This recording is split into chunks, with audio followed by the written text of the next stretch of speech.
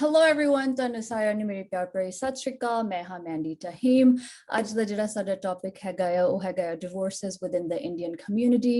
ਆਪਣੀ ਕਮਿਊਨਿਟੀ ਦੇ ਵਿੱਚ ਕਾਫੀ ਵੱਡੀ ਪ੍ਰੋਬਲਮ ਆ ਔਰ ਇਸ ਚੀਜ਼ ਦੇ ਵਿੱਚ ਕੁਐਸਚਨ ਆਨਸਰ ਕਰਨ ਦੇ ਲਈ ਮੇਰੇ ਨਾਲ ਐਜ਼ ਆਲਵੇਜ਼ ਹੈਗੇ ਨੇ ਬਲਦੇਵ ਅੰਕਲ। ਇਹਨਾਂ ਦੀ ਲਾਸਟ ਵੀਡੀਓ ਜਿਹੜੀ ਅਸੀਂ sexual education within the brown community ਕੀਤੀ ਸੀ ਉਹਨੂੰ ਕਾਫੀ ਚੰਗਾ ਰਿਸਪੌਂਸ ਮਿਲਿਆ।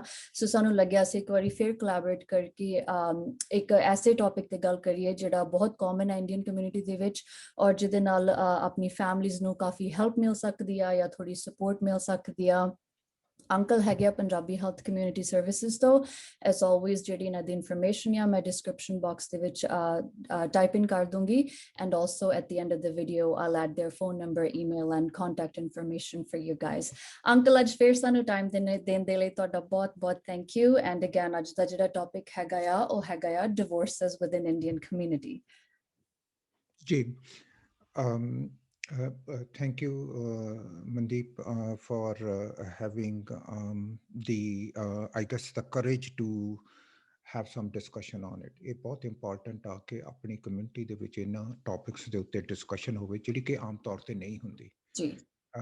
ਕਿਉਂਕਿ ਡਿਸਕਸ਼ਨ ਨਹੀਂ ਹੁੰਦੀ ਇਸ ਕਰਕੇ ਆਪਾਂ ਇਹ ਸੋਚਦੇ ਹਾਂ ਵੀ ਸ਼ਾਇਦ ਇਹ ਕੋਈ ਬਹੁਤ ਵੱਡੀ ਪ੍ਰੋਬਲਮ ਨਹੀਂ ਗੀ ਕਿਉਂਕਿ ਡਿਸਕਸ਼ਨ ਹੀ ਨਹੀਂ ਹੋ ਰਹੀ। ਕੋਈ ਰੇਡੀਓ ਪ੍ਰੋਗਰਾਮਸ ਤੇ ਇਹਦੇ ਬਾਰੇ ਕੋਈ ਡਿਸਕਸ਼ਨ ਨਹੀਂ ਹੁੰਦੀ, ਕੋਈ ਆਪਣੇ ਰਿਲੀਜੀਅਸ ਇੰਸਟੀਟਿਊਸ਼ਨ 'ਚ ਕੋਈ ਡਿਸਕਸ਼ਨ ਨਹੀਂ ਹੁੰਦੀ, ਕੋਈ ਸੈਮੀਨਾਰ ਨਹੀਂ ਲੱਗਦੇ, ਕੋਈ ਐਜੂਕੇਸ਼ਨ ਕੋਈ ਥਿੰਕਰਸ ਜਿਹੜੇ ਆ ਆਪਣੀ ਕਮਿਊਨਿਟੀ 'ਚੋਂ ਕੋਈ ਪੇਪਰ ਨਹੀਂ ਪ੍ਰੈਜ਼ੈਂਟ ਕਰਦੇ ਕਾਨਫਰੰਸਿਸ 'ਚ। ਸੋ ਲਿਟਰਲੀ ਇਸ ਉੱਤੇ ਇੱਕ ਸਾਇਲੈਂਸ ਆ ਔਰ ਉਹਦੇ ਨਾਲ ਕੀ ਹੋ ਰਿਹਾ ਕਿ everybody is suffering on their own and nobody is willing to kind of have some clear cut ਕਿ ਇਹਦੀ ਕਿੰਨੀ ਕੁ ਪ੍ਰੋਬਲਮ ਆ ਔਰ ਇਹਦੇ ਸੋਲਿਊਸ਼ਨਸ ਕੀ ਆ। ਕੀ ਆਪਾਂ as a community as a culture ਕੋਈ ਸਰਟਨ ਟੈਂਡੈਂਸੀਜ਼ ਆ ਜਿਹੜੀਆਂ ਅਸੀਂ ਹਿਸਟੋਰੀਕਲੀ ਸਾਡੇ ਕਲਚਰ 'ਚ ਹੋਈਆਂ ਹੀ ਨਹੀਂ। ਇੱਕ ਐਗਜ਼ਾਮਪਲ ਮੈਂ ਬੜੀ ਛੋਟੀ ਜਿਹੀ ਦੇ ਦਿੰਦਾ ਕਿ ਟ੍ਰੈਡੀਸ਼ਨਲੀ ਆਪਣੇ ਕਲਚਰ 'ਚ ਜਦੋਂ ਵਿਆਹ ਹੁੰਦਾ ਸੀਗਾ ਕੁੜੀ ਮੁੰਡੇ ਦਾ ਤਾਂ ਕੁੜੀ ਮੁੰਡੇ ਦੇ ਘਰ ਚਲੀ ਜਾਂਦੀ ਸੀ ਜੀ। ਲੇਕਿਨ ਕੈਨੇਡਾ ਦੇ ਵਿੱਚ ਕਈ ਵਾਰੀ ਇਸ ਤਰ੍ਹਾਂ ਦੇ ਵੀ ਵਿਆਹ ਹੁੰਦੇ ਆ ਜਦੋਂ ਕਿ ਮੁੰਡਾ ਇੰਡੀਆ 'ਚੋਂ ਆ ਕੇ ਕੁੜੀ ਦੇ ਘਰ 'ਚ ਰਹਿੰਦਾ ਕਿਉਂਕਿ ਕੁੜੀ ਕੈਨੇਡਾ 'ਚ ਹੁੰਦੀ ਆ ਜੀ। ਹੁਣ ਕਿਉਂਕਿ ਮੁੰਡੇ ਨੂੰ ਕੋਈ ਟ੍ਰੇਨਿੰਗ ਹੀ ਨਹੀਂ ਕਿ ਉਹਨੇ ਦੂਸਰਿਆਂ ਦੇ ਘਰ 'ਚ ਕਿਵੇਂ ਰਹਿਣਾ and that is not considered a good thing in our culture ਕਿ ਮੁੰਡਾ ਕੁੜੀ ਦੇ ਘਰ 'ਚ ਰਵੇ, ਉਹਨੂੰ ਘਰ ਜਵਾਈ ਦਾ ਨਾਂ ਦੇ ਦਿੱਤਾ ਜਾਂਦਾ। somehow it's a stigma in our community। ਹੁਣ ਉਹ ਜਿਹੜਾ ਮੁੰਡਾ ਉਹ ਕਿਵੇਂ ਡੀਲ ਕਰੂਗਾ ਇਸ ਚੀਜ਼ ਨਾਲ? ਉਹਦੇ ਕੋਲੇ ਤਾਂ ਕੋਈ ਸਕਿੱਲਸ ਹੀ ਨਹੀਂ ਕਿਉਂਕਿ ਉਹਦੇ ਪੇਰੈਂਟਸ ਨੇ ਵੀ ਨਹੀਂ ਕਦੇ ਉਹਨੂੰ ਟ੍ਰੇਨਿੰਗ ਦਿੱਤੀ। ਨਾ ਹੀ ਸੋਸਾਇਟੀ ਦੇ ਵਿੱਚ ਇਹ ਕੋਈ ਐਕਸੈਪਟੇਬਲ ਆ ਕਿਉਂਕਿ ਉਹ ਕਿਵੇਂ ਜਾ ਕੇ ਆਪਣੇ ਦੋਸਤਾਂ ਨਾਲ ਗੱਲ ਕਰੂਗਾ ਕਿ ਮੈਂ ਆਪਣੀ ਵਾਈਫ ਦੇ ਪੇਰੈਂਟਸ ਦੇ ਘਰ ਦੇ ਵਿੱਚ ਉਹਦੇ ਨਾਲ ਰਹਿ ਰਹੇ ਆ। ਉਹ ਕਹਿਣਗੇ ਅੱਛਾ ਤਾਂ ਫਿਰ ਤੂੰ ਘਰ ਜਵਾਈ ਆ। ਸੋ ਦਾ ਮੋਮੈਂਟ ਇਹ ਲਫ਼ਜ਼ ਘਰ ਜਵਾਈ ਬਣਦਾ ਉਦੋਂ ਹੀ ਇੱਕ ਕਿਸਮ ਦਾ ਸਟਿਗਮਾ ਹੋ ਜਾਂਦਾ ਵੀ ਯਾਰ ਤੂੰ ਕਿਹੋ ਜਿਹਾ ਬੰਦਾ, ਤੂੰ ਆਪਣਾ ਅਲੱਗ ਨਹੀਂ ਰਹਿ ਸਕਦਾ। What is wrong with you? ਮੇਰਾ ਖਿਆਲ 'ਚ ਉਹ ਜਿਹੜੀਆਂ ਫੈਕਟਰਸ ਆ ਜਿਹੜੇ ਇਹੋ ਜਿਹੇ ਹੋਰ ਵੀ ਕਈ ਸਾਰੇ ਫੈਕਟਰਸ ਆ ਜਿਹੜੇ ਅੱਜ ਹੋ ਸਕਦਾ ਆਪਣੇ ਕੋਲੇ ਟਾਈਮ ਨਾ ਹੋਵੇ ਕਿਉਂਕਿ ਆਪਾਂ 45 ਮਿੰਟ ਦੀ ਲਿਮਿਟ ਰੱਖੀ ਆ ਤਾਂ ਕਿ ਲੋਕ ਇਸ ਚੀਜ਼ ਨੂੰ ਅੰਡਰਸਟੈਂਡ ਕਰ ਸਕਣ ਡੈਪਥ ਦੇ ਵਿੱਚ। ਐਂਡ ਦੈਨ ਅਗਰ ਆਪਾਂ ਨੂੰ ਪਾਰਟ 2 ਵੀ ਕਰਨਾ ਪਿਆ ਫਿਰ ਆਪਾਂ ਪਾਰਟ 2 ਵੀ ਕਰ ਲਾਂਗੇ ਇਸੇ ਚੀਜ਼ ਦਾ। That's not a problem. ਇਹ ਜਿਹੜੀਆਂ ਚੀਜ਼ਾਂ ਮੇਰਾ ਖਿਆਲ 'ਚ ਇਹਨਾਂ ਦੇ ਉੱਤੇ ਆਪਾਂ ਨੂੰ ਹੌਲੀ ਹੌਲੀ ਕਰਕੇ ਡਿਸਕਸ਼ਨ ਕਰਨੀ ਚਾਹੀਦੀ ਆ। Some topics will require a lot more in depth discussion and some topics we can generally discuss it by giving some examples. ਤੋਂ ਉਹਦੇ ਨਾਲ ਆਪਾਂ ਨੂੰ ਸਮਝ ਆ ਜਾਂਦਾ। ਸੋ ਮੈਂ ਉਮੀਦ ਕਰਦਾ ਕਿ ਜਿਹੜੇ ਕਪਲਸ ਥੋੜੇ ਜਿਹੇ ਪ੍ਰੋਬਲਮੈਟਿਕ ਇਸ਼ੂਜ਼ ਦੇ ਵਿੱਚ ਚੱਲ ਰਹੇ ਆ ਉਹਨਾਂ ਨੂੰ ਵੀ ਇਹਦੇ ਤੋਂ ਹੈਲਪ ਮਿਲੂਗੀ। ਜਿਹੜੇ ਸੋਚ ਰਹੇ ਆ ਵਿਆਹ ਕਰਾਉਣ ਵਾਸਤੇ ਉਹਨਾਂ ਨੂੰ ਵੀ ਇਸ ਚੀਜ਼ ਤੋਂ ਹੈਲਪ ਮਿਲੂਗੀ ਕਿਉਂਕਿ ਦੈਨ ਦੇ ਕੈਨ ਸੇ ਓ ਆਈ ਸੀ ਜਦੋਂ ਮੈਂ ਵਿਆਹ ਕੀਤਾ ਤਾਂ ਇਹ ਇਸ਼ੂਜ਼ ਮੇਰੇ ਵੀ ਰਿਲੇਸ਼ਨਸ਼ਿਪ ਦੇ ਵਿੱਚ ਆ ਸਕਦੇ ਆ and how do I navigate and I think that's the purpose of today's discussion. Perfect. So I actually have a list of some questions ਜਿਹੜੇ ਮੈਂ ਥੋੜੇ ਗੈਦਰ ਕੀਤੇ ਰਿਸਰਚ ਨਾਲ ਜਾਂ ਲੋਕਾਂ ਨੇ ਮੈਨੂੰ ਸੈਂਡ ਕੀਤੇ ਜਿਹੜੇ ਆਪਾਂ ਥੋੜਾ ਬੇਸਿਕਸ ਤੋਂ ਸਟਾਰਟ ਕਰਾਂਗੇ। I think the first question I want to ask is how common is divorce within the Indian Punjabi brown community and ਜਿਹੜੇ statistics ਆ ਉਹ ਕੀ ਕਹਿੰਦੇ ਨੇ? Like is it very common? Is it very high? ਤੁਹਾਡੇ research ਦੇ base ਤੇ ਤੁਸੀਂ ਦੇ ਬਾਰੇ ਕੀ ਕਹੋਗੇ? ਸੋ ਜੇ ਆਪਾਂ ਕੈਨੇਡਾ ਵਾਈਡ ਮੇਨਸਟ੍ਰੀਮ ਦੀਆਂ ਸਟੈਟਿਸਟਿਕਸ ਦੇਖੀਏ ਤਾਂ 50% of the 51% of the couples ਜਿਹੜੇ ਮੈਰਿਜ ਹੁੰਦੇ ਆ ਵਿਦਿਨ 3-4 ਇਅਰਸ ਉਹਨਾਂ ਦਾ ਡਿਵੋਰਸ ਹੋ ਜਾਂਦਾ। ਸੋ 51%, ਇਹਦਾ ਮਤਲਬ ਹਰ ਇੱਕ ਦੋ ਚੋਂ ਇੱਕ ਦਾ ਡਿਵੋਰਸ ਹੋ ਰਿਹਾ। ਜੀ so it's a very high statistics. ਜੀ ਅੱਛਾ, ਹੁਣ ਆਪਾਂ ਆਪਣੀ ਅਗਰ ਕਮਿਊਨਿਟੀ ਦੀ ਗੱਲ ਕਰੀਏ, ਬਰਾਊਨ ਕਮਿਊਨਿਟੀ ਦੀ, ਤਾਂ ਉਹਦੇ ਵਿੱਚ ਇਹਦੇ ਸਟੈਟਿਸਟਿਕਸ ਥੋੜ੍ਹੇ ਜਿਹੇ ਘੱਟ ਹੋਣਗੇ। ਜੀ ਉਹਦਾ ਉਹਦਾ ਰੀਜ਼ਨ ਇਹ ਆ ਕਿ ਅਸੀਂ ਬਹੁਤ ਦੇਰ ਲਗਾ ਦਿੰਦੇ ਹਾਂ ਡਿਵੋਰਸ ਕਰਨ ਨੂੰ। ਕਿਉਂਕਿ ਜਿਹੜੀਆਂ ਲੜਾਈਆਂ ਹੁੰਦੀਆਂ ਉਹ ਲੌਂਗ ਟਰਮ ਚੱਲਦੀਆਂ। ਹਮ ਜਿਹੜੀ ਸੈਕੰਡ ਜਨਰੇਸ਼ਨ ਆ ਉਹਦੇ ਚ ਹਜੇ ਡਿਵੋਰਸਿਸ ਥੋੜੇ ਜਿਹੇ ਛੇਤੀ ਹੋ ਜਾਂਦੇ ਆ, ਉਹ ਜ਼ਿਆਦਾ ਸਮਝ ਲੈਂਦੇ ਆ ਵੀ ਸਾਡੀ ਮੈਰਿਜ ਕੰਪੈਟੇਬਲ ਨਹੀਂ ਗੀ, ਬੱਚਿਆਂ ਤੇ ਬਹੁਤ ਬੁਰਾ ਅਸਰ ਪੈ ਰਿਹਾ, ਲੈਟਸ ਸੈਪਰੇਟ ਐਮੀਕੇਬਲੀ। ਰਾਈਟ ਉਹ ਜਿਹੜੀ ਐਮੀਕੇਬਲਨੈਸ ਆ ਉਹ ਫਸਟ ਜਨਰੇਸ਼ਨ ਚ ਨਹੀਂ ਗੀ। ਫਸਟ ਜਨਰੇਸ਼ਨ ਚ ਅਸੀਂ ਬਹੁਤ ਲੰਬਾ ਲਮਕਾ ਦਿੰਦੇ ਆ। ਇਨਫੈਕਟ ਬਿਟਰਨੈਸ ਇੰਨੀ ਹੋ ਜਾਂਦੀ ਆ ਕਿ ਅਸੀਂ ਜੇ ਫਰੈਂਡਸ ਵੀ ਰਹਿ ਸਕੀਏ ਆਫਟਰ ਡਿਵੋਰਸ ਤੇ ਅਸੀਂ ਇੱਕ ਦੂਜੇ ਦੇ ਦੁਸ਼ਮਣ ਬਣ ਜਾਂਦੇ ਆ। Yeah and that is very detrimental to a child। ਅਗਰ ਤੁਹਾਡੇ ਬੱਚਾ ਉਸ ਰਿਲੇਸ਼ਨਸ਼ਿਪ ਚੋਂ, ਤਾਂ ਉਹ ਬੱਚੇ ਦੇ ਉੱਤੇ ਬਹੁਤ ਬੁਰਾ ਇਫੈਕਟ ਪੈਂਦਾ ਕਿਉਂਕਿ ਤੁਸੀਂ ਕਮਿਊਨੀਕੇਟ ਹੀ ਨਹੀਂ ਕਰ ਪਾ ਰਹੇ ਆਪਣੇ ਐਕਸ ਨਾਲ। ਜੀ ਸੋ ਇਸ ਕਰਕੇ ਮੇਰੀ ਇਹ ਰეკਮੈਂਡੇਸ਼ਨ ਆ ਕਿ ਜੇ ਤੁਹਾਨੂੰ ਲੱਗਦਾ ਕਿ ਤੁਹਾਡੀ ਮੈਰਿਜ 'ਚ ਕੋਈ ਪ੍ਰੋਬਲਮ ਆ, ਤਾਂ ਉਹਨੂੰ ਮੈਰਿਜ ਕਾਉਂਸਲਰ ਦੇ ਥਰੂ ਤੁਸੀਂ ਰਿਜ਼ੋਲਵ ਕਰ ਲਓ। ਜੀ ਅਗਰ ਤੁਸੀਂ ਨਹੀਂ ਰਿਜ਼ੋਲਵ ਕਰ ਸਕਦੇ, ਅਗਰ ਤੁਹਾਨੂੰ ਲੱਗਦਾ, ਤੁਹਾਨੂੰ ਈਵਨ ਕਾਉਂਸਲਰ ਵੀ ਕਹਿੰਦਾ ਵੀ you are incompatible, there is nothing I can fix, you are too incompatible, ਤੁਹਾਡੀਆਂ ਬਹੁਤ ਹਰ ਇੱਕ ਨਿੱਕੀ ਚੀਜ਼ ਤੇ ਤੁਹਾਡਾ ਡਿਸਐਗਰੀਮੈਂਟ ਆ, ਇਹਦਾ ਮਤਲਬ ਤੁਸੀਂ ਕੰਪੈਟੇਬਲ ਹੀ ਨਹੀਂ ਗਏ, then you need to separate। ਜੀ and there is nothing wrong in terms of separation। ਮੇਰਾ ਖਿਆਲ I think that ਮੇਰਾ ਜਿੱਤਾ ਖਿਆਲ ਆ ਕਿ ਜੇ ਆਪਾਂ ਆਪਣੀਆਂ ਸਟੈਟਿਸਟਿਕਸ ਦੇਖੀਏ ਤਾਂ ਮੇਰਾ ਖਿਆਲ 'ਚ 30 ਤੋਂ 35% ਦੇ ਕਰੀਬ ਨਿਕਲ ਆਣਗੀਆਂ। although there is no definitive kind of research study, but I'm just guessing that in Canada between 30 to 35% of the couples in one way shape and form between first generation, second and third generation ਇਹਨਾਂ ਦੇ divorces ਹੁੰਦੇ ਆ। ਤੇ ਜਿਹੜੇ ਡਿਵੋਰਸਿਸ ਹੁੰਦੇ ਆ, ਤੁਹਾਨੂੰ ਕੀ ਲੱਗਦਾ ਉਹਦੇ ਮੇਨ ਫੈਕਟਰਸ ਕੀ ਨੇ? ਕੀ ਰੀਜ਼ਨ ਹੈ ਜਿਹੜਾ ਲੋਕਾਂ ਦੇ ਡਿਵੋਰਸਿਸ ਅੱਜ ਕੱਲ ਦੇ ਜ਼ਮਾਨੇ 'ਚ ਇੰਨੇ ਜ਼ਿਆਦਾ ਹਾਈ ਹੋ ਰਹੇ ਨੇ? ਕੁਡ ਇਟ ਬੀ ਬਹੁਤ ਕਾਮਨ ਆ ਮੈਂ ਜਿਵੇਂ ਇਨ-ਲॉज ਦਾ ਇਨਫਲੂਐਂਸ ਹੋ ਗਿਆ, ਜਾਂ ਮੈਂ ਦੇਖਿਆ ਸਾਡੇ ਕਲਚਰ ਦੇ ਵਿੱਚ ਇੱਕ ਬੰਦੇ ਦੇ ਉੱਤੇ ਬੜਾ ਪ੍ਰੈਸ਼ਰ ਹੁੰਦਾ ਕਿ ਉਹ ਬਾਹਰ ਜਾ ਕੇ ਪੈਸਾ ਕਮਾਵੇ, ਇੱਕ ਔਰਤ ਘਰ ਦਾ ਕਰੇ। I think it should be equal. ਜਿਵੇਂ ਚੀਟਿੰਗ ਹੋ ਗਈ, ਅਨਰੀਅਲਿਸਟਿਕ ਐਕਸਪੈਕਟੇਸ਼ਨਸ ਹੋ ਗਈਆਂ, ਜਿਹੜੇ ਮੇਨ ਹਾਈ ਰਿਸਕ ਫੈਕਟਰਸ ਆ ਉਹ ਤੁਹਾਡੇ ਓਪੀਨੀਅਨ 'ਚ ਕੀ ਨੇ ਜਿਨ੍ਹਾਂ ਕਰਕੇ ਡਿਵੋਰਸਿਸ ਇਸ ਹੱਦ ਤੱਕ ਪਹੁੰਚ ਜਾਂਦੇ ਆ ਕਿ ਪੀਪਲ ਐਂਡ ਅਪ ਡਿਸੋਲਵਿੰਗ देयर ਮੈਰਿजेस? ਸੋ ਜਿਹੜੀ ਸਾਰਿਆਂ ਨਾਲੋਂ ਪ੍ਰੋਬਲਮੈਟਿਕ ਇਸ਼ੂ ਜਿਹੜਾ ਡਿਵੋਰਸ ਕਰਨੀ ਨੂੰ ਲਿਜਾਂਦਾ, ਹਾਂਜੀ ਉਹ ਹੈਗਾ ਜੈਂਡਰ ਐਕੁਇਟੀ। ਜੀ ਸਾਡੇ ਜਿਹੜੇ ਆਦਮੀ ਆ ਪੰਜਾਬੀ ਕਮਿਊਨਿਟੀ 'ਚ ਜਾਂ ਸਾਊਥ ਏਸ਼ੀਅਨ ਜਾਂ ਬਰਾਊਨ ਕਮਿਊਨਿਟੀ 'ਚ, ਹਾਂਜੀ ਸਾਡੇ ਮੁੰਡਿਆਂ ਨੂੰ ਜਦੋਂ ਉਹ ਐਡਲਟਸ ਬਣਦੇ ਆ ਔਰ ਬੱਚੇ ਤੋਂ ਲੈ ਕੇ ਐਡਲਟਹੁੱਡ ਤੱਕ, ਸਾਡੇ ਕਲਚਰ ਦੇ ਵਿੱਚ ਕੋਈ ਐਸਾ ਪਲੇਟਫਾਰਮ ਨਹੀਂ ਜਿੱਥੇ ਅਸੀਂ ਉਹਨਾਂ ਨੂੰ ਟ੍ਰੇਨਿੰਗ ਦੇ ਸਕੀਏ ਕਿ ਉਹਨਾਂ ਨੇ ਆਪਣੀ ਫਿਊਚਰ ਪਾਰਟਨਰ ਨਾਲ ਬਿਹੇਵ ਕਿਵੇਂ ਕਰਨਾ। ਜੀ ਸੋ ਉਹਨਾਂ ਨੂੰ ਕਿਉਂਕਿ they are not groomed properly to be a responsible husband, ਉਹਨਾਂ ਨੂੰ ਇਹ ਟ੍ਰੇਨਿੰਗ ਨਹੀਂ ਮਿਲੀ ਹੁੰਦੀ, ਤਾਂ ਉਹਨਾਂ ਨੂੰ ਇਹ ਪਤਾ ਨਹੀਂ ਲੱਗਦਾ ਕਿ ਉਹਨਾਂ ਨੇ ਕਿਵੇਂ ਕਰਨਾ। ਬਹੁਤ ਸਾਰੇ ਜਦੋਂ ਆਦਮੀਆਂ ਨਾਲ ਅਸੀਂ ਕੰਮ ਕੀਤਾ ਜਿਨ੍ਹਾਂ ਨੇ ਆਪਣੀ ਵਾਈਫ ਨੂੰ ਮਾਰਿਆ ਤੇ ਉਹ ਫਿਰ ਚਾਰजेस ਲੱਗੇ, ਫਿਰ ਉਹ ਸਾਡੇ ਕੋਲੇ ਆਏ ਕਾਉਂਸਲਿੰਗ ਵਾਸਤੇ, ਉਹਨਾਂ ਦੇ ਵਕੀਲਾਂ ਨੇ ਭੇਜਿਆ ਜਾਂ ਕੋਰਟ ਸਿਸਟਮ ਨੇ ਭੇਜਿਆ ਤੇ ਅਸੀਂ ਉਹਨਾਂ ਨਾਲ ਗੱਲ ਕੀਤੀ। One of the things that I have learned is ਕਿ ਉਹਨਾਂ ਨੂੰ ਇਹ ਨਹੀਂ ਪਤਾ ਲੱਗਦਾ ਕਿ ਕਦੋਂ ਉਹਨਾਂ ਦਾ ਬਿਹੇਵੀਅਰ ਪ੍ਰੋਬਲਮੈਟਿਕ ਹੋ ਜਾਂਦਾ। ਉਹ ਕਹਿੰਦੇ ਆ ਵੀ ਅਸੀਂ ਤਾਂ ਆਪਣੀ ਵਾਈਫ ਨੂੰ ਸਿਰਫ ਕਿਹਾ ਹੀ ਸੀ ਕਿ ਉਹਨੇ ਕਹਿਣਾ ਹੀ ਨਹੀਂ ਮੰਨਿਆ ਸਾਡਾ। So that's how they are perceiving. ਤੇ ਜਦੋਂ ਵਾਈਫ ਦੇ ਨਾਲ ਗੱਲ ਕਰਦੇ ਆ ਵੀ ਤੁਹਾਡੇ ਹਿਸਾਬ ਨਾਲ ਕੀ ਹੋਇਆ, ਉਹ ਕਹਿੰਦੀ ਵੀ ਇਹਨੇ ਮੈਨੂੰ ਕੰਟਰੋਲ ਕੀਤਾ, ਇਹ ਮੈਨੂੰ ਬਾਹਰ ਨਹੀਂ ਸੀ ਜਾਣ ਦਿੰਦਾ, ਇਹ ਮੇਰੇ ਤੇ ਨਿਗਾਹ ਰੱਖਦਾ ਸੀ। ਉਹ ਕਹਿੰਦਾ ਮੈਂ ਤਾਂ ਨਿਗਾਹ ਰੱਖਦਾ ਹੀ ਨਹੀਂ ਸੀ, ਮੈਂ ਤਾਂ ਕੇਅਰ ਕਰਦਾ ਮੈਂ ਤਾਂ ਜਾਣੀ I want to be a helpful kind of an husband. ਆ ਜਿਹੜਾ ਡਿਸਕਨੈਕਟ ਆ between men and women in our community is way to greater to be in Canada. ਇਹ ਕੈਨੇਡਾ ਦੇ ਵਿੱਚ ਮਿਸਫਿਟ ਆ ਅਸੀਂ ਐਜ਼ ਅ ਕਪਲ।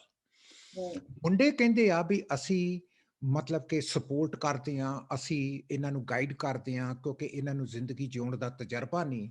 ਤੇ ਜੀ, ਵਿਮਨ ਕਹਿੰਦੀਆਂ ਵੀ ਤੁਹਾਡਾ ਬਿਹੇਵੀਅਰ ਇੰਨਾ ਕੰਟਰੋਲਿੰਗ ਆ, ਇਟਸ ਸਫੋਕੇਟਿੰਗ ਮੀ। ਹਮ, ਸੋ ਪਹਿਲੀ ਜਿਹੜੀ ਪ੍ਰੋਬਲਮ ਆ ਜਾਂਦੀ ਆਪਣੇ ਕਪਲ ਦੀ ਉਹ ਹੈਗੀ ਆ ਜੈਂਡਰ ਐਕੁਇਟੀ ਨੂੰ ਅਸੀਂ ਕਿਵੇਂ ਅੰਡਰ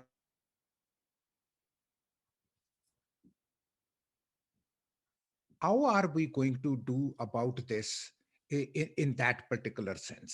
ਹਮ, ਸੋ ਇੱਕ ਇਹ ਪ੍ਰੋਬਲਮ ਆ।